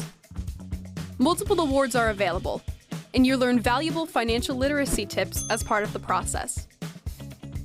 Register online today for your chance to win $1,000. There's a kind of magic to making memories, to finding time for the little things and the big things, the new things, and the things you'll do over and over again. It's the magic of a job well done and a well-deserved day of rest, of living life to the fullest with the people you'd never want to live without. Fairway, closed on Sunday, open for life. Halftime was brought to you by Northwest Bank, proud to power our local communities with personal and business banking that never stops working for you. Member FDIC. We're back with the Northwest Bank halftime in the Class A semifinal. Sean Kinney alongside the coach. And first off, Kevin, you look at this first half as we break it down, the explosive play and the ability to throw the football, the difference as we take a look at the stats thanks to our partners with Sioux. Oh, the law firm of Harpenall and Schmillen has just been excellent the first half. Harpenall has thrown for 152 yards in the first half, and 147 of them have been to Schmillen. And the two of them have just been on pace and looking like they've been doing this all year, which they have. And then defensively, for MMCRU, Gage Johnson leading the way with 8 tackles, and their linebacker play has just been tremendous, and just not their linebackers, but you watch their down linemen, they are going to pursue to the ball. The defensive backs pursue to the ball, and they're really good at open field tackles. Closed captioning on today's over-the-air networks is presented by Sioux Manufacturing. Sioux is the world's largest family-owned grain bin manufacturer and a proud supporter of Iowa high school activities. And this has been the Northwest Bank halftime show. Northwest Bank proud to power our local communities with personal and business banking that never stops working for you. Member FDIC. The Iowa High School Athletic Association's football semifinals presented by Iowa Farm Bureau as we are ready to kick it off the second half here on the Ivy Championship Network. The good news for West Sioux is they are going to get the football first, and on the return, Van Beek will take it out past the 20 to the 22-yard line where he's taken down by Michael Schmillen. Okay, let's go inside the locker room for West Sioux. This is a matchup coming in. These two teams so familiar with one another, both share the same district in the northwest corner of the state. What's the adjustment at halftime as you take it one play at a time to get back into this game? Well, if I'm the West Sioux coach, I'm saying, hey, we need to start doing the little things a lot better. And that comes with the blocking, the tackling, the things that you just need to be at 100%. And here we go. They fake the counter and run a nice little slant to the receiver, and he drops the ball. That's not the start you wanted. Offensively, the numbers for West Sioux. Lopez as a receiver was the most effective. 6 catches, 82 yards for the junior. Wiggins 10 of 16 throwing the football. And this is one Eli Mora normally catches. Yeah, it was set up well. They had the guard and tackle both pulling, so everyone thinks they're running the counter. He pulls the ball out because the linebackers made the commitment to the run, and the slant's wide open.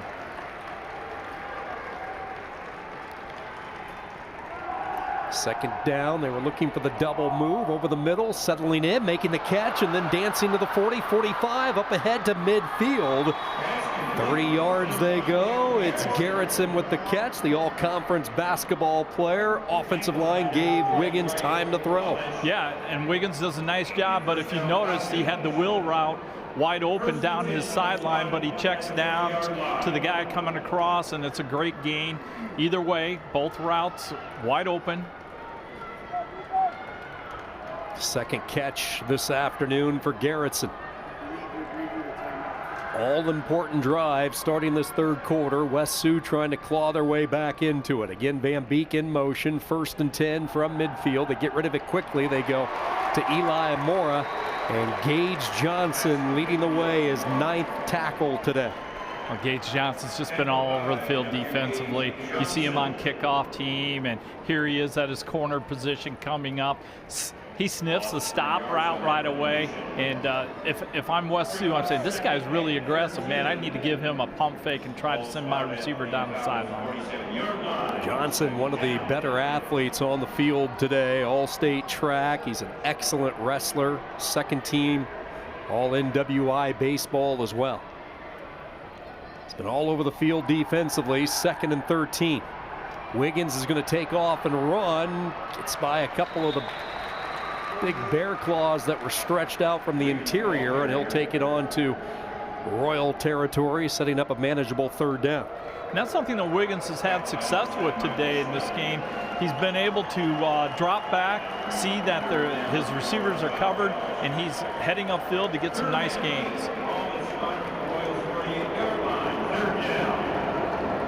Keep an eye on number 1, Braylon Lopez. He lines up behind Wiggins on this 3rd down and 8.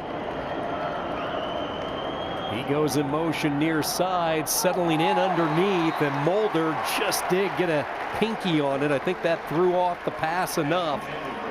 4th down, down 3 scores. I think you got to go for it here. Yeah, you motion your running back out to the side, and what that does is create a change in the defensive coverage, and Mulder extends his hand and gets enough of the ball to knock it down to force a tough scenario here with 4th and 8.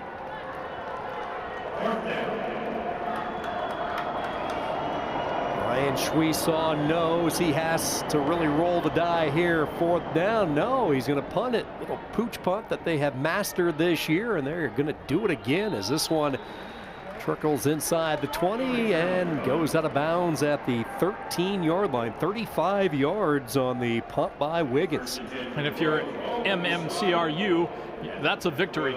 You got them to punt even though you didn't get a return. The fact is that you're going to defend the 4th down situation, gladly take the ball, you know, where it's spotted in exchange because you have the ball.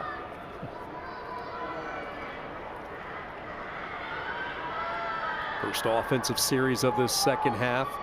Saw a look at Kyle Oswald having a chat with one of our officials. 14th year for Oswald guiding the program. Took it over in 2012. He's served as the head track coach at different junctures. Coaches social studies at the school. He's got to like what he has seen so far from his team, in particular Harpinaugh zigzagging his way for good yards on 1st down.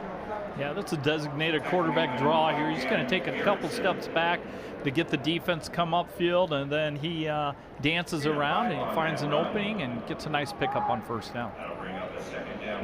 As we watch all the classes play out, starting yesterday with 8-man and then moving into the rest of the field, nothing beats experience, does it? And you look at this team for MMCRU, even though it's uncharted territory, 21 seniors on this roster. Right, and, you know, playoff appearances in 23 and 24, and here they are again in 25. This is a good program that's on the rise. Johnson runs through an arm tackle and a 1st down catch up to the 26. Okay, so a little mesh action, trying to put the ball on the backside and swing it out really fast. And anytime you give Johnson a chance to get out in the open field to put a move on or two and gains the 1st down. You see the different stickers on the helmets for MMCRU. Each one signals something different. You have the skull and bone representing the defensive stars. Even some of the special teams have the Superman logo, and having to play Superman and soar up into the air was Harpinaugh to corral that high snap. Did a nice job just bringing it in. That could have been the break West Sioux needed. Yeah, and he sticks up the big right paw and he palms the ball and brings it down and saves themselves from being in a lot of trouble. And that's a neat thing with the pride decals for the helmets. You know, a lot of schools do that and they have different reasons for doing it and different incentives. We used to give out pancake ones, and our kids thought the pancake ones were the ones that were really cool. And then you'd have the bones and of course a football for a touchdown and things like that. It's a neat reward for the kids. Right call here as they brought the blitz off the edge. Harpinaugh up to the 30-yard line. That time they brought Topete, Santiago Topete, number 52, off the edge, and Harpinaugh read it beautifully. Yeah, Tupete's had a nice game too. We've called his name a few times, and he's a force. He forces the quarterback to go inside there. So good call by West Sioux. They just didn't have the linebackers that filled there. Third down.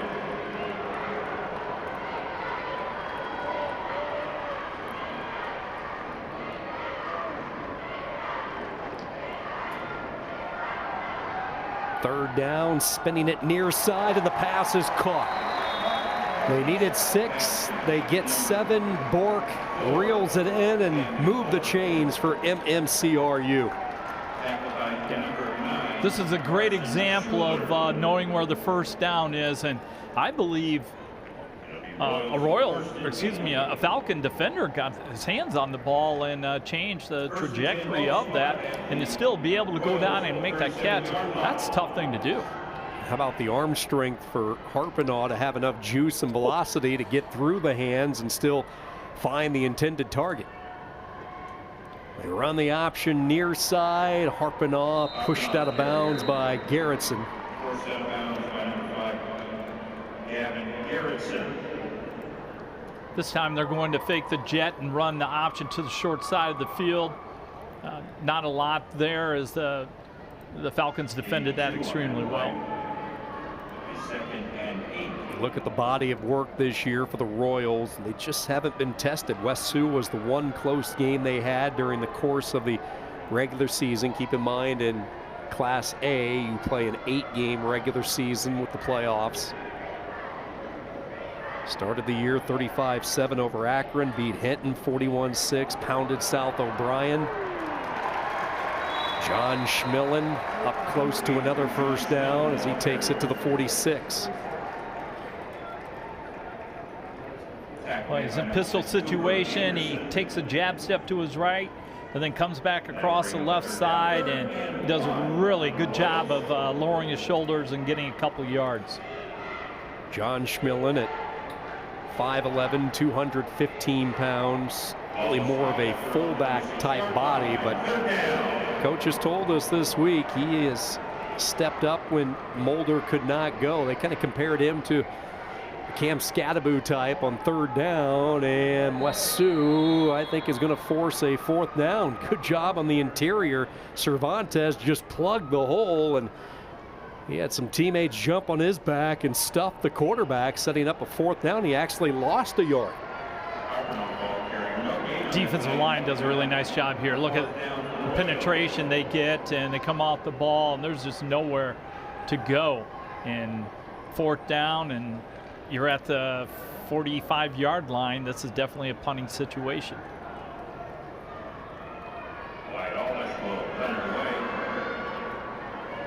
You know, we're talking about the Schmillen situation. Reminds me of Wally Pipp, and we go back with Wally Pipp and Lou Gehrig. You just never know when you're going to get replaced and how hard it is to get that job back. No doubt about it. Short punt, 26 yards. Fair catch for Gavin Garrettson. And if you are West Sioux, again, there's still lots of football, but out of the corner of your eye, you're looking up at that clock, and especially if you're one of the fans sitting at home watching this or here inside the dome, yeah, there's a little urgency now. Yeah, and the West Sioux fans have been sitting on their hands for quite a while here. They need something to get them going, a big play.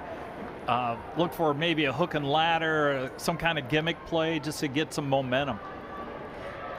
When this team has needed a play throughout the season, it's been Braylon Lopez. They swing it out to him in space, and the open field tackling continues to be one of the storylines. John Schmillen, that is not easy to do with Lopez. He might be dealing with a cramp as he comes up after that last catch. Yeah, John Schmillen says his new name is Lou Gehrig, and he's just making a terrific play in the open field. And we've said that over and over, just how impressive the Royals are defensively, only giving up 4 touchdowns the entire season with their starters, and they're continuing just to find the football. Their defensive coordinator is Derek Mara, who Coach Oswald described as an analytical guru. Pocket collapsing, this throw sails on the back of the jersey of Olesh.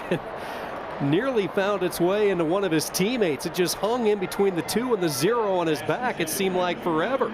Yeah, almost like they were sticking him on the back of his jersey, and it just hangs on the top of it, right between his helmet and shoulder pads, and eventually comes to the ground, and 3 people had a chance to catch that, and it falls to the ground. The secondary has added to their state leading total with their 26th interception earlier in this game. They nearly had another.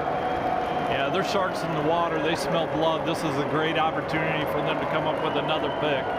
Their crowd rises to the feet. 3rd down and a mile. Wiggins floats, trying to buy some time. Near side throw through the hands, incomplete. Mora could not bring it in, and another punt for West Sioux. Yeah, Wiggins is going to sprint to his left, which is great because he's a left-handed quarterback. Puts the ball in a nice catchable spot, but it's been a struggle. This is, I think, the 4th drop that they've had so far this game. 2 offensive series in this 3rd quarter, 2 punts. Just the 1 first down for West Sioux.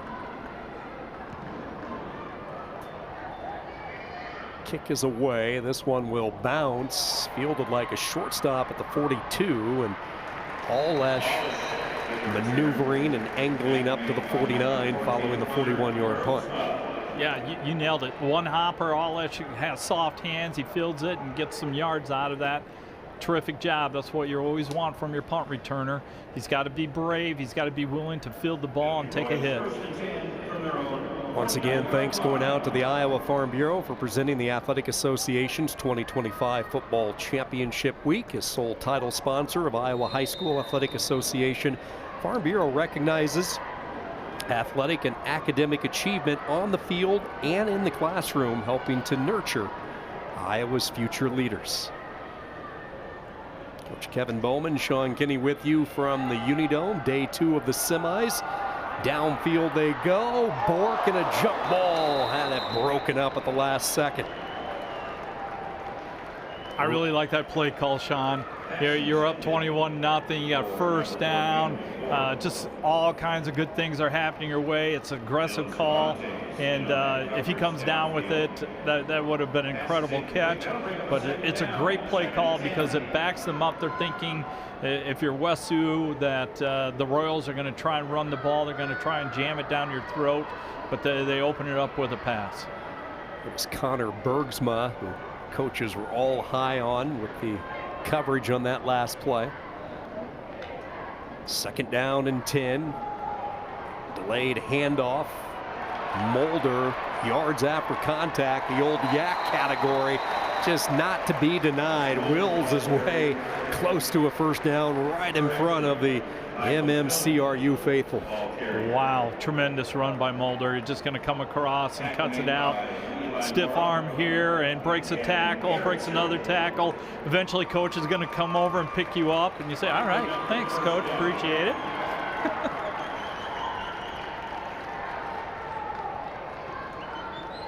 Grayson Mulder has done so much throughout his career, not just on the gridiron, a state track qualifier. He was a 2nd-team All-State basketball player as well, so he can work the moves on the hardwood. As Kyle Oswald is going to use a timeout, and this will give the crowd from Marcus, Meriden, Cleghorn, Remsen, Union time to come to their feet and show their appreciation. In control of this game late in the 3rd quarter. I guess my first question would be, if I was talking to Coach Oswald on the headphones, is we called that because our guys are a little tired, a little gassed, and this is an opportunity for them to catch some wind, and we want to finish this drive, and things are going really well for us. Typically, you don't call that timeout when you have momentum going and you're doing a nice job, but I'm sure he had a good reason, and offensively, they've been sound and just a lot of good things happening for them. He puts so much trust with his assistant coaches as you take a look at the numbers, and MMCRU starting to pull away. Our numbers presented by Sioux Cup, 266 yards of offense. Time of possession favoring West Sioux, but this has been a game about the explosive play through the airwaves, 3 of them for the connection of Harpinaugh and Schmilling. Yeah, and you look at the 3rd down conversions, that tells you how many times West Sioux has had the opportunity. And when you only have, what was it, 6? They were 1 for 6. That's not good, because you need to have some drives, and that's the reason why they don't have any points on the board.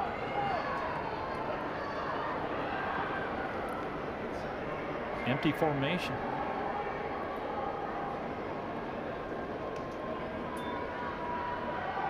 Harpinaugh tucks the ball, and he will try to run up ahead. Not much luck.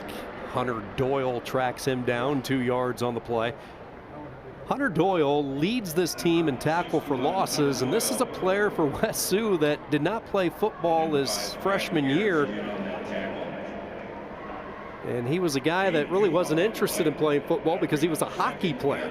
He was a really good hockey player, and Coach Sweesaw just kept working on him, planting the seed. Hey, come on out if you're good at hockey. You know, football is a contact sport, and he says he has been so coachable. My guess is he could check some guys up against the board. Absolutely.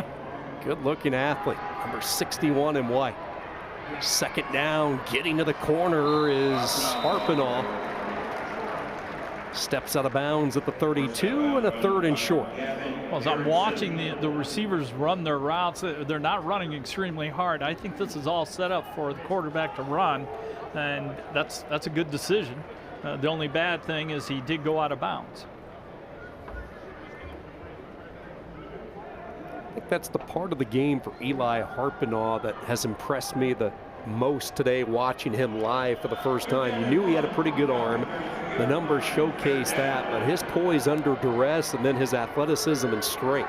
Yeah, coming into the game, he had 90 carries for 350 yards with 9 touchdowns.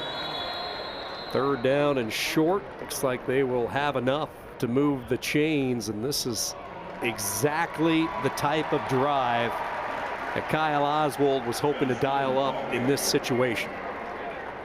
And Garrettson now up to 10 tackles. The guy is going to lead the team in tackles and probably carpet burns. Continuing to milk the clock inside 2 minutes.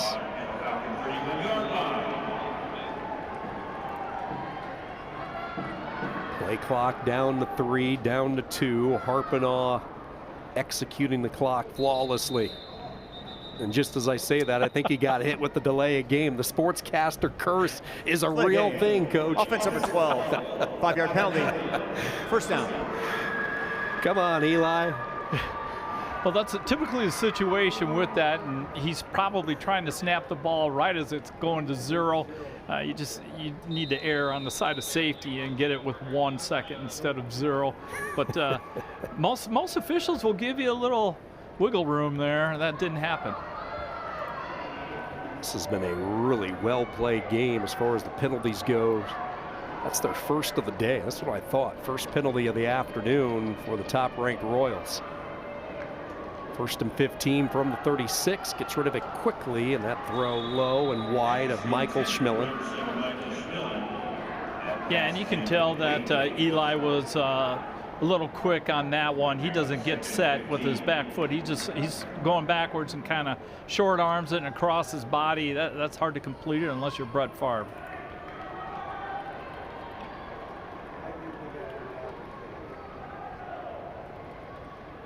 MMCRU team that is coming off back-to-back 7-3 seasons. Lost to West Hancock in the 2nd round of the playoffs last year, and Woodbury Central knocked him out in the 2nd round a couple of years ago. Back to the feet of Harpinaugh. Good job by West Sioux collapsing it. Well played by West Sioux. Here's the scenario with the Royals. When you get up to the ball here, you want to have a good cadence, a good hard snap count, see if you can get them to jump. Reduce that 3rd and 14 to something more manageable.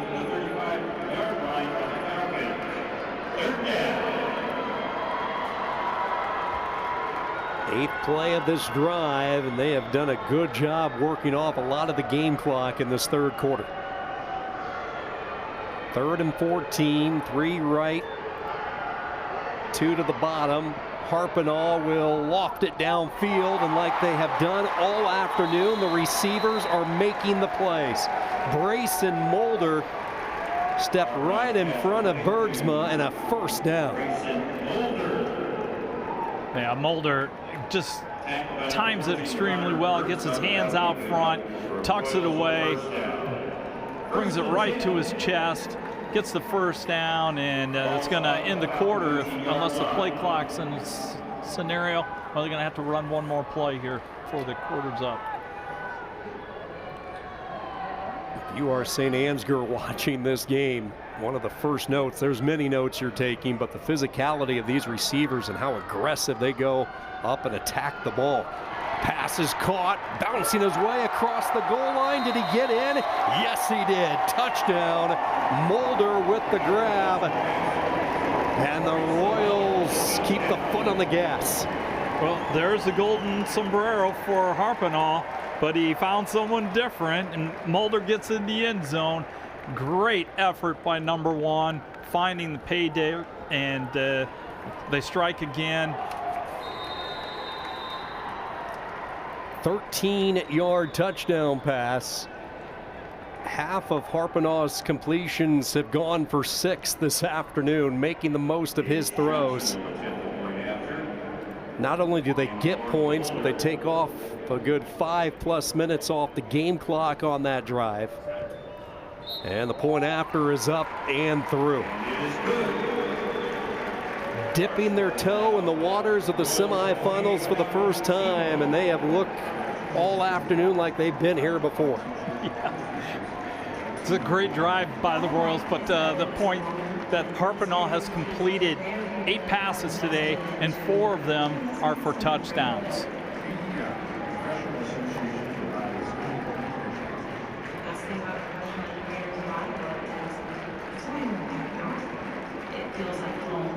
Four seconds left in the third quarter. Yeah, you just want to get another score if you're the Royals and get that clock running and get out of here as quickly as possible and make the trip back home and start planning for your next playoff game, the championship game to be played a week from today.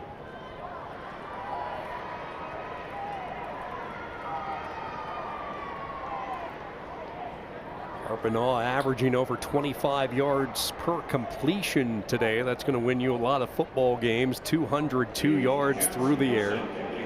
4 touchdown passes.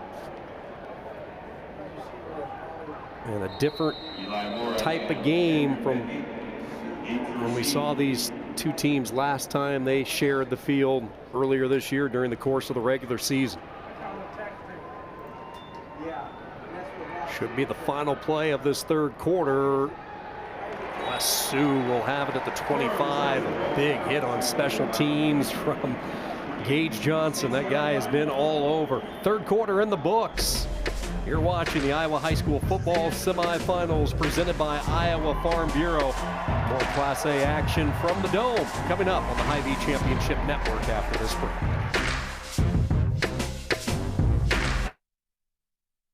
Nothing matters more than our community and our patients. So when flu season's here, I love that I get to help protect them. When you get your flu shot at Hy-Vee, you can earn a 20-cent fuel saver. Scheduling your flu shot appointment is quick and convenient. Because you can just walk up when you're shopping or schedule an appointment, whichever works for you. Allowing you to pick a time that's best for you and your family. Keeping families and communities healthy feels good. Visit your Hy-Vee pharmacy, get your flu shot, and earn a 20-cent fuel saver today. I don't get it. Why is there uneven crop emergence out here? Great question, Jill. From what I've seen, soil compaction from your sprayers and grain carts is the likely culprit. This can hinder root penetration and emergence along field edges. What would I do without you, Tom? Hey, that's what I'm here for. Let's catch up later. I'm needed over in Monroe County. From personalized insights to year-round support, Channel Seed pros always show up. Channel, all in, all season. Nice guy. What does commitment mean? To protect what's important, to invest in the future. It means providing peace of mind. It's what reliable people do. It's what local banks do. Banking in Iowa goes beyond transactions. Banks work to help people and small businesses succeed. And Iowa banks are proud to be trusted partners in building confident banking relationships. Iowa Banks, your partner through it all.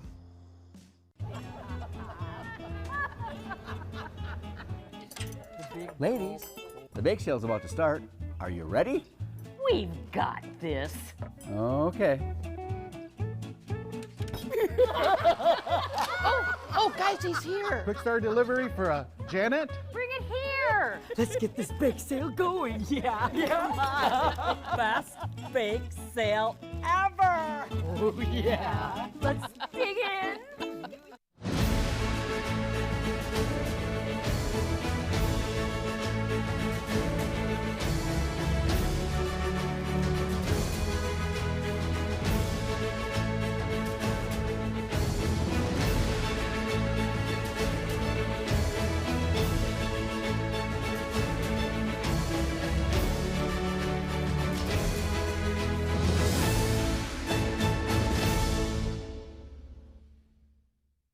Something exciting is growing on Iowa farms these days. Innovation. From tractors that seed, weed, and harvest with data-driven precision, to drones that scout or plant cover crops to protect soil and water. Even our animals live in smart homes with round-the-clock care. Technology keeps your food safer, water cleaner, and makes us more sustainable. Because what we do here benefits everyone here. Life on the farm makes everyone's life better. IHSAA Semifinal Football is brought to you by the Iowa Farm Bureau, proud title sponsor of the IHSAA, championing youth through sports and education. And by Cookies, epic sauces and bold seasonings. Remember, smart cookies use cookies. And by the Iowa Bankers Association, Iowa Banks, your partner through it all. MMCRU out in front 28-0 as we get ready for the fourth quarter. The top-ranked Royals getting the better of their district foe, West Sioux. Both teams hailing from northwest Iowa. 4 touchdown passes today for Eli Harpinaugh. An aerial attack that has gone over the 200-yard mark today. Harpinaugh 4 touchdowns as we get ready to start this fourth quarter. From the 25 alongside Coach Kevin Bowman, Sean Kinney, and this is Lopez. Braylon Lopez, hard-fought yard to the 26. And defensively, I want to talk a little bit about Gage Johnson, who has 10 tackles so far. And this guy's playing from his corner position. He's on kickoff and everything. Just sticking people left and right. I think he has more hits than Shohei Ohtani did during the World Series. So that's just my general opinion. Yeah, they could not get him out, could they? No, they couldn't. It's like they cannot find a blocker for Gage Johnson to control him. He has played one whale of a game. 2nd down and 9. They show the jet sweep motion. Wiggins thought about going deep. Checks down at the last second to Anderson. Anderson off an initial move. Propels up to the 32-yard line where Mulder lassos him down. Yeah, they show the jet here, and then he just passes it out, kind of a let's get rid of the ball and check down situation and gain some yards. It leaves them 3rd and 4, 3rd and 3. And this is, they haven't been in this situation very often. It's usually 3rd and a little bit longer. So let's see what they have drawn up. Blake Wiggins, 13 of 22, and he's had a number of drops. He's given his team an opportunity as they hand it off and squirting through a little bit of a crevice. Lopez picks up the 1st down. Does not take long for him to spot a little daylight and then burst ahead. Yeah, he just gets a little crack here and he finds himself through it. Nice job because he's got a pull. He's got a guy coming down across to get the end, and he follows him. And 1st down is important because the Falcons haven't had a lot of 1st downs in the 2nd half. It's just their 2nd 1st down since halftime. And keep in mind, this was an offense in the 1st half that punted a couple of occasions, had a couple of failed 4th downs and an interception. 4-man rush, near side throw, going up high is Cervantes. Nice catch. He drug a toe in, paid the price, but he held on to it, and a 1st down throw and catch. Yeah, look at his leaps right here. He gets up and he puts his toes down in bounds and stays in bounds and even gets additional yards. But you're right, he did pay the price for that. 1st down. 1st and 10. First catch of the day for the 5'9" senior. Back-to-back 1st downs, a little bit of a offensive rhythm, and trying to go is Lopez. Nowhere to go. Schmillen. And the jet sweep game, which Lopez has feasted on this year, has just been completely cut out of the arsenal today. And that would be my guess for MMCRU. They probably worked quite a bit on how they're going to defend the jet, and that game plan is well executed. It's been a nice job, good angles, and even though when they fake it occasionally and come back the other way, the guys on the other side are staying home. Mason Hill is checked into the game. Allheiser, big number 75, over the nose of the football. Steph in the defensive end on the 2nd and 10. Wiggins trying to direct traffic, and some contact before the ball arrived. No flag, though. Thought we might see some laundry there, but timing it up perfectly instead is Schmillen.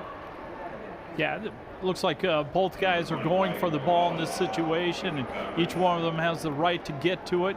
You just can't go through the receiver, and it looks like he high-pointed that. Yeah. That's a good call by the official. 3rd down and 10. Inside 9 minutes to go. Johnson and this defense telling their crowd to get up. They set up the screen. Garrettson with a couple of blockers picks up the 1st down, shoulders away a defender.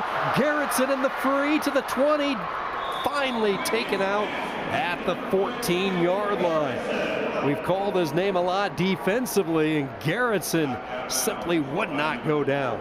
Yeah, the last time they ran the screen, they didn't have a lot of success, but this time the defensive lineman got so far upfield, it created some holes, and then the Royals missed some tackles, and you don't say that very often. And nice job. Good job blocking by the offensive line as they went to the 2nd level. 36 yards in the completion. Screen pass to Garrettson, and they are in the red zone for the 2nd time today.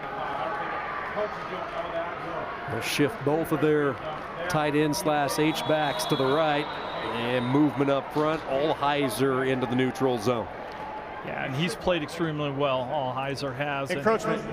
Defense number 75. 5-yard penalty. 1st down. He's a big reason why West Sioux has really struggled to run the ball.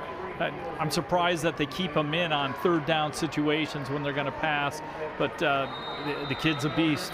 I'd love to have a nose guard on any team that I coach. A couple of fresh bodies check in on the defensive line with Braden Dunn and Benjamin Tinniger. 1st down and 5 off the delay. They run the draw into a pile of humanity. Count them up. 1, 2, 3, 4, and 5 blue and black jerseys following the ball. Wow. The number 78 is at the bottom there. That's Braden Dunn. He's 6 foot, 250 pounds, and he does a nice job staying low and pushing the pile. The defensive linemen are just so well coached. They use their hands extremely well, shed the blockers. And at this level, if you can rotate 5 or 6 and not drop off, what a weapon that is. That's what they can do. 2nd down and 6 over the middle. Ball deflected, incomplete. A lot of traffic.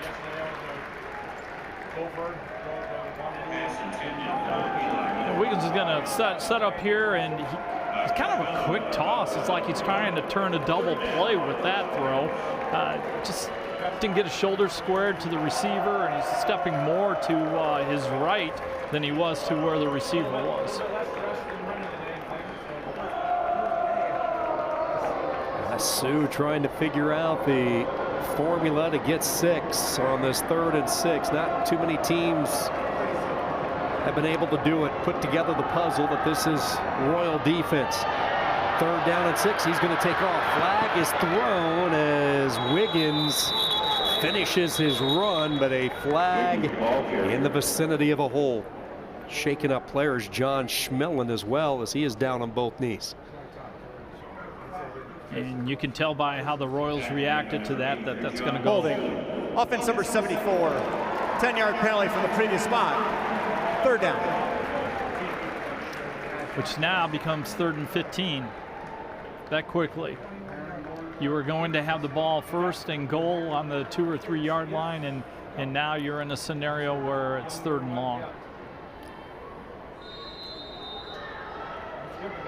Jared Cervantes, just a sophomore, 1st-year starter. In fact, his first game at the varsity level on the offensive line was the first meeting against MMCRU, and coach really singled him out as a player to keep an eye on. He's going to have a bright future. He stepped in, played really well this year.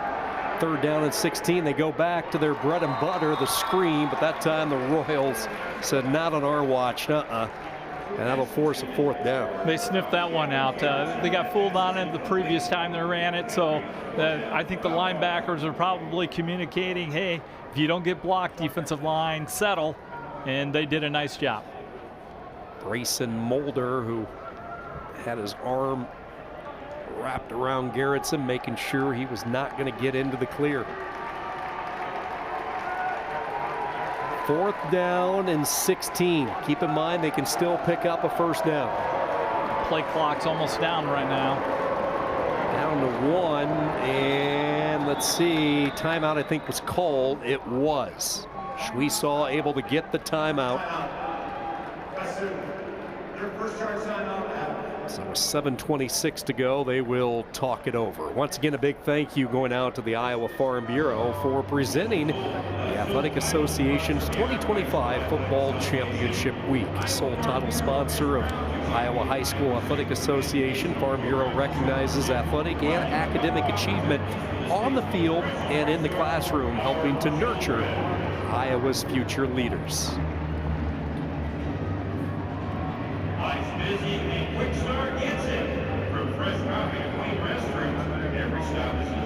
This team has been through so much over the last couple of years, talking about West Sioux, and it goes way beyond the football field. You go back to the summer of '24 when their hometown was hit hard by those devastating floods. We all recall the damage, really the horrors, some of the sites that those floods hit up in northwest Iowa. And in the weeks that followed, this football team, along with other students from the school district, would get up at 6 a.m. Instead of hitting the weight room, they would go around town and clean out basements. They would help families who were just devastated by the loss. They would give up 3 to 4 hours, and it was hard, laborious work, yet they showed up every day willing to help out. And you see that quite a bit, where the football programs will step up in the community. Ed Thomas at Appleton Parkersburg did a really nice job with that too after they had their tornado. And here I am talking during a defensive play that just shuts it down on 4th down. Looking for Eli Mora, and the Royal defense and Gage Johnson forced the turnover on downs. Great coverage, just staying with his hand on top of them the entire time. And you know, you can face guard in Iowa high school football, but he turns his head. That's just great defensive coverage. Just one final thought with the work West Sioux did a couple of summers ago. People would want to pay the players. They would say, you have helped out so much. Here, take some donations of whatever monetary donation it was. And all the players said, no, all that we ask is you come cheer us each and every Friday night. That community, one of the better football Friday night environments. And that's a neat story. And typically, as a coach, when we do those kind of things, we don't want the publicity. We just want to stay underneath and just do the things because it's the right thing to do. That's more important than having your name in the paper or receiving a check or anything like that. It's just that intrinsic thing that your heart feels better, and it's all about being a better person. That's what makes the state so wonderful, and how communities get behind the high school sports. It really is the centerpiece of so many families. 2nd down and 13, and they are going to look for more deep downfield just beyond the outstretched arms of Bork. Arpinall letting her fly, and the speedster Bork could not run underneath it. And Arpinall put that in a great spot where only his receiver can catch it. And you always tell your quarterback in that scenario, man, you want that ball to be between the numbers and the sideline, and if you miss to the sideline. Clock stops, 6.5 minutes to go, 4th quarter. MMCRU has been in control today.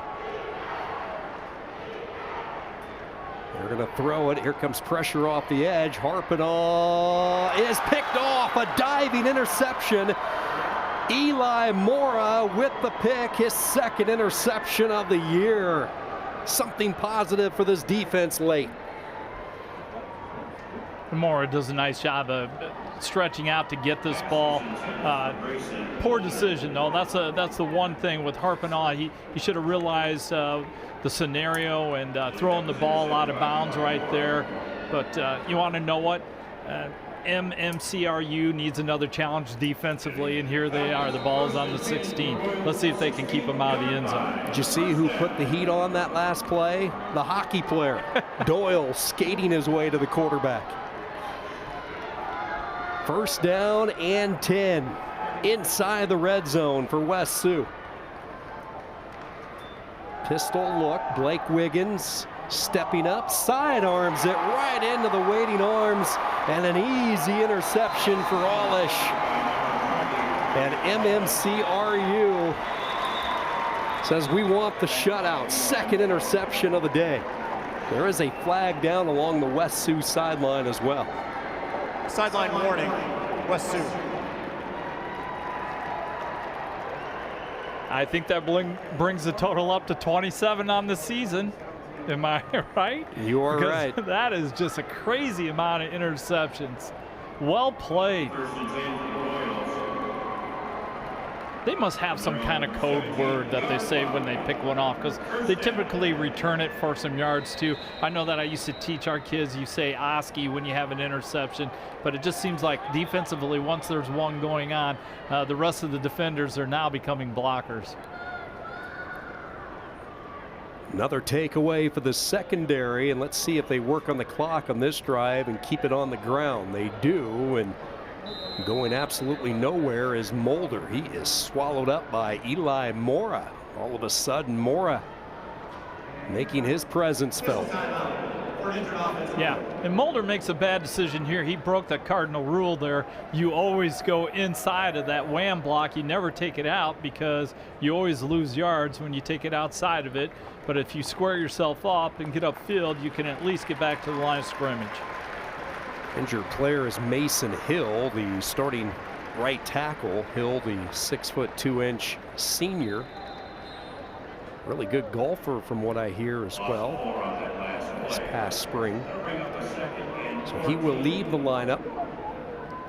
They have some depth on the offensive line. Carter Stidius, versatile player who can really play every position but center, is what the coach has told us. He will slide right in and take over at right tackle. Stidius, a 325-pound senior. Second down and 14. Harpinaugh pays the price, gets rid of it. Up ahead is Mulder, close to the original line of scrimmage. Yeah, and Harpinaugh does a really good job of running the option here. And as your coach, you're going to watch, he's going to draw the charge. He's going to pitch the ball and draw the charge, and then you just get pushed backwards as opposed to your momentum still going forward, and then your head gets jacked. So nice job by him reading the option and doing what he needs to do. Take care of the ball.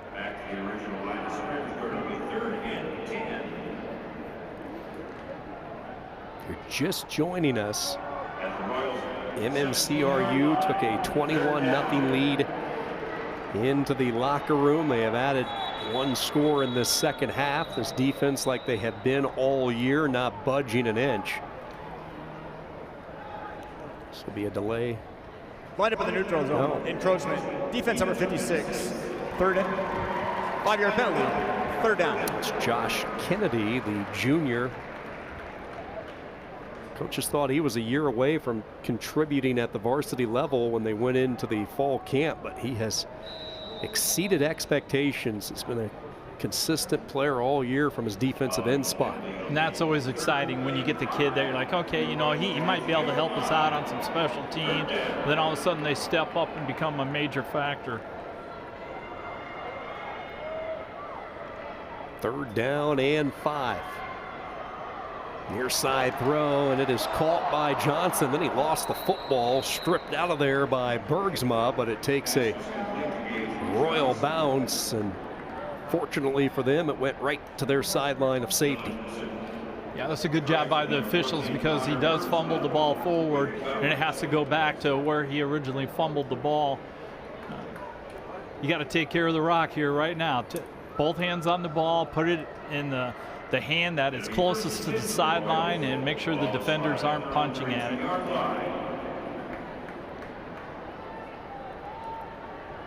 This offensive line has done the job this year, and they're doing it without probably their best offensive lineman. Not probably, truly is.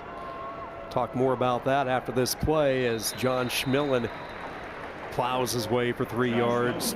Lucas Peterson, who they thought was going to be an all-state player, he was well on his way. He tore his ACL and MCL in the game against West Sioux back in early October, and we saw him wearing the jersey, one of the team captains at midfield. Just a crushing blow for this offensive line. So that's why they really had to improvise. Mason Hill, Brian Hill, Tinniger.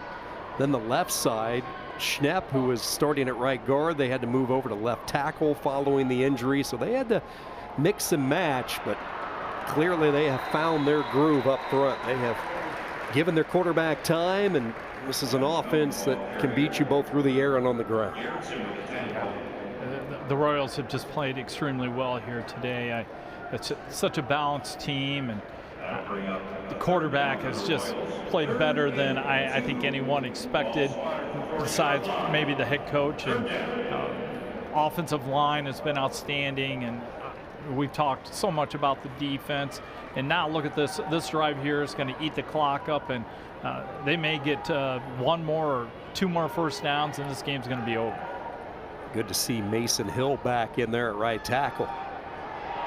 Mulder trying to turn on the Jets. A flag is thrown. Mulder denied the first down. Flag thrown in the vicinity of a hold. Mulder slow to get up. It's been another busy day for Mulder. 3 catches for 40 yards, and that last carry, the 11th of the game for him. Holding. Offense number 83. 10-yard penalty from the spot of the foul. 3rd down. Yeah, Mulder's hurting. I don't know if he took a helmet right on the wrist, but you could tell that he was holding that hand right away and came off the side and seeking medical treatment. I hope someone's going to come over and help him. Yeah, this is the last thing you want to see if you are a Royal. One of your star players on the bench not feeling the greatest. Again, keep in mind he missed some time this year with a hamstring. So he will sit. John Schmillen replaces him as they mark off the penalty yardage back to the 30. Schmillen's not much of a drop off either, so that's the positive side, is that you know he's going to run hard.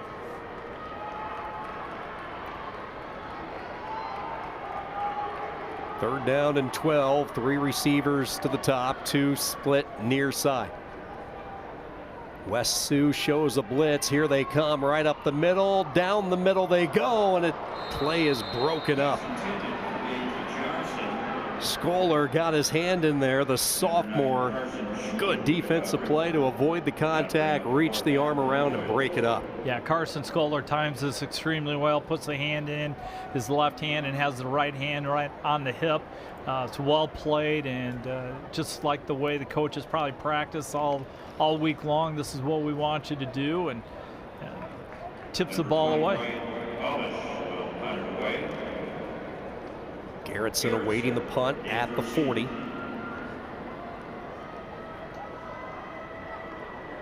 Here they come.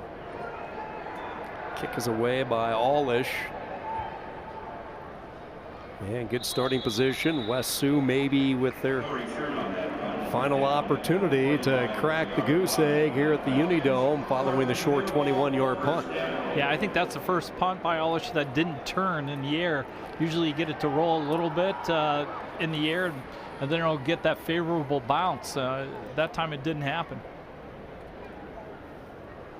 Video broadcast of Iowa High School Athletic Association state championship events are copyrighted property of the IHSAA. Reproduction or retransmission of these broadcasts without the express written consent of the IHSAA is prohibited.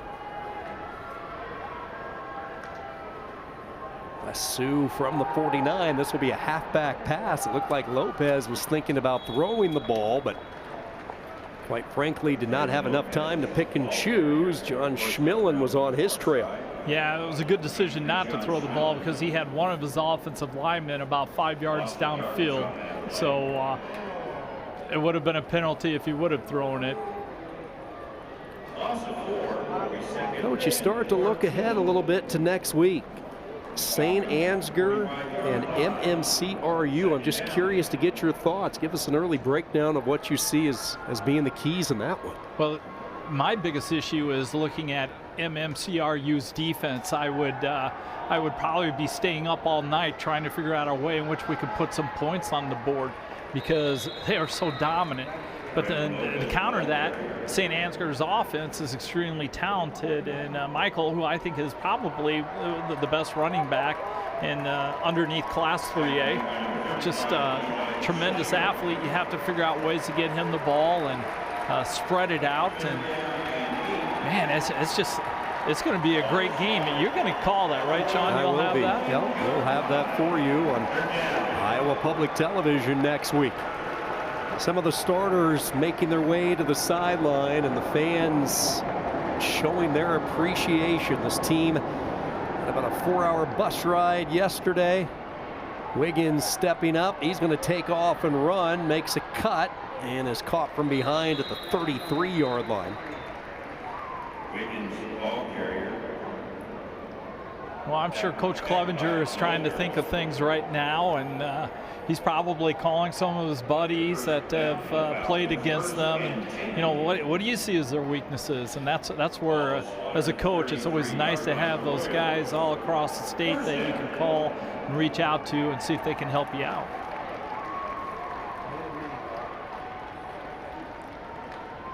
First down from the 33 over the middle. They hit Garrettson. Garrettson driving ahead, no quit. Gavin Garrettson. They are inside the red zone, but they've been here before. They just got to figure out something to crack this armor. Yeah, once again going back to the middle screen, and that time one of the defensive linemen just had his hands up and barely missed getting his big old claws on that ball. And you know what it's like as a defensive lineman, if they touch the ball, oh, that's heaven. You know, it doesn't get much better than that. They'll be talking about that the whole bus ride home. With their shirts off. Exactly. First down and 10. Just outside the 15. Blake Wiggins. Some time to throw. Surveys. Now takes a shot. Front of the end zone. And it's deflected away. Broken up by Olesh. Looked like he was trying to find Mora. That's good coverage again. The Royals do this so well, and there's a little bit of pressure on him, and he throws off to the side. I'm just wondering what the Royals are thinking with the speed of St. Ansgar. You know, that's just one of the things that's hard to match and simulate during practice. How do you prepare for that? Speed of that backfield matched up against the speed of the linebacking core for the Royals. That is going to be fun to sort out.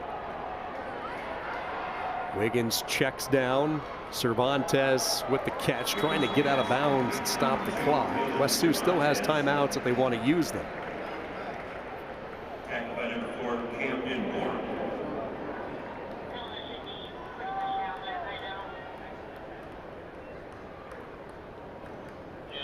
Gain of 3 on that completion. That'll bring up a 3rd down and 7. Well, the play clock's down to 16 seconds, and he's just coming back to the huddle with it, so he's going to need to put it into second gear here.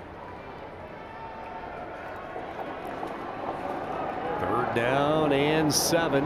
22 seconds to go in this one. Play clock down to 1, and they do not get the snap off. Delay a game coming. Delay a game.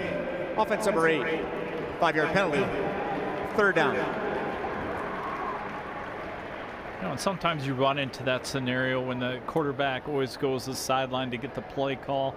If the coach isn't real quick with having it ready, or he's talking to an official about something, it creates that issue in which you are running the play clock all the way down, and sometimes you have to burn those timeouts.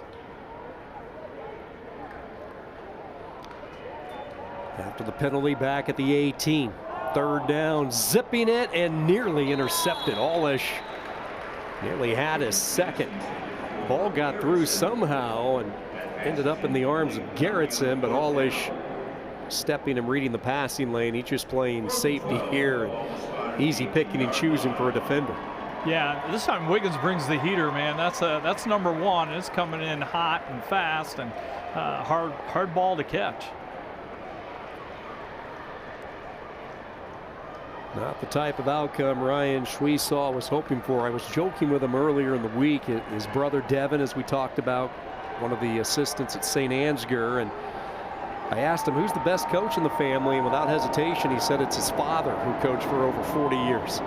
Lobbing it toward the end zone, trying to make the one-handed catch, and it falls incomplete. Good effort there by Garrettson. And this defense has done it again for the top-ranked Royals, holding down a potent offense from West Sioux this afternoon. The two guys in coverage yet. You're trying to put a ball. It's trying like threading the needle there. That's a hard thing to do. And congratulations. Hard-fought win for them, and defense is just outstanding. And you get to celebrate this, and what's a 24-hour rule for most people, and you got to get back to work. The community is located about 60 miles northeast of Sioux City. Marcus, Meriden, Cleghorn, Remsen, Union, a part of Cherokee County, a little sliver of Plymouth County, and they are celebrating back there because they are heading to the state championship. The top-ranked team in Class A pitches the shutout in Cedar Falls. 28-0 the final as they knock off their District 1 rival from West Sioux. Well, the seating committee got this right. You got the 1 versus number 2, so that's a good work by the Iowa High School Athletic Association, making sure that the 1s and 2s would not meet until the finals. And that's the great thing about being part of that seating committee is you get to work with these teams and see them and other coaches. And I enjoy that. And my gosh, I don't know how many games I watched this year on Huddle, but it's well worth it because it's fun to watch high school kids and the coaches and how they spotlight talent and how they try to cover up the holes that they may have. 28-0 your final score. The Royals advance into the state championship. Your winners today in this Class A semifinal here on the Hy-Vee Championship Network. Stick around, we'll have awards plus our Quick Star Star of the Game when we come back from our final break.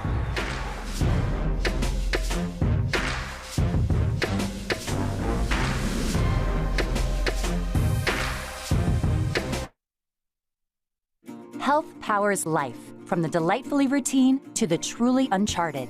Building a relationship with a primary care doctor is one of the easiest ways to stay healthy. So if you don't have one, get started with Mercy One. From annual wellness visits to screenings and immunizations, our primary care doctors can help you be proactive with your health, ensuring you're ready no matter what life brings next. Find care at mercyone.org/healthpowerslife. There's a kind of magic to making memories, to finding time for the little things and the big things, the new things, and the things you'll do over and over again. It's the magic of a job well done and a well-deserved day of rest, of living life to the fullest with the people you'd never want to live without. Fairway, closed on Sunday, open for life.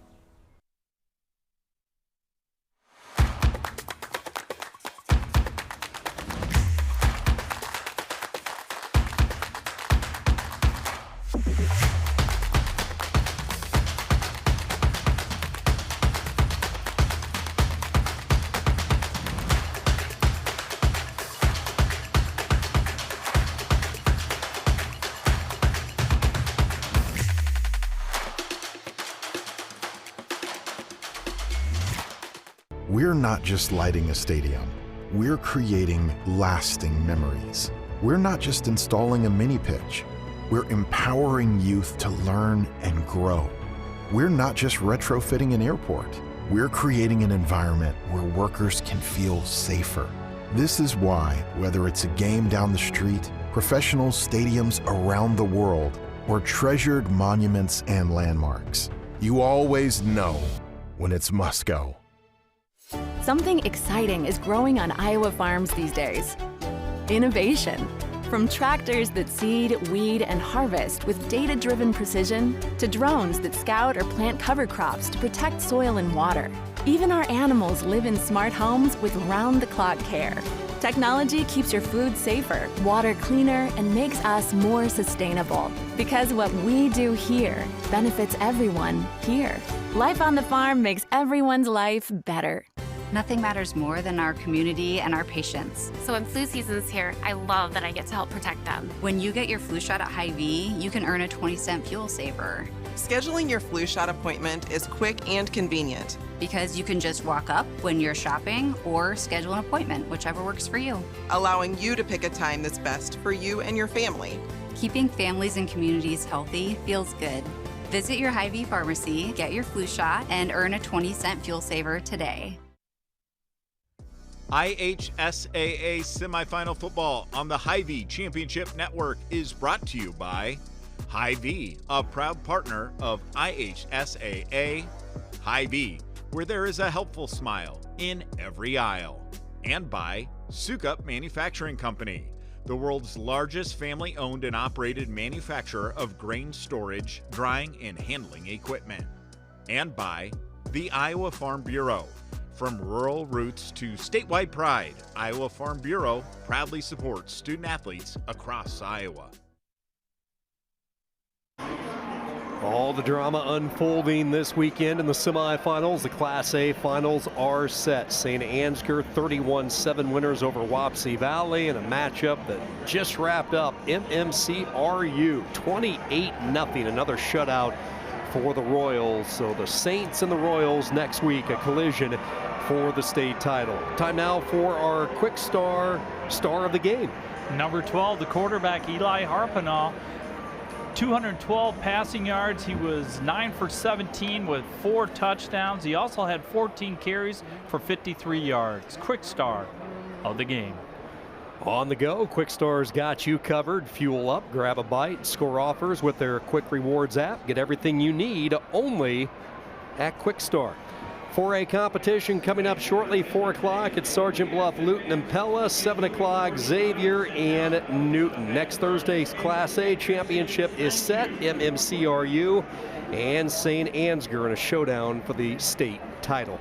We appreciate you joining us for this coverage of the Iowa High School Athletic Association's 2025 football semifinals, presented by Iowa Farm Bureau. We'll step aside for a bit. More semifinal action in Class 4A kicks off around the corner right here at the Unidome in Cedar Falls. For Coach Kevin Bowman, our entire production crew here in Cedar Falls, this is Sean Kinney saying thanks so much for watching Iowa High School football on the Hy-Vee Championship Network.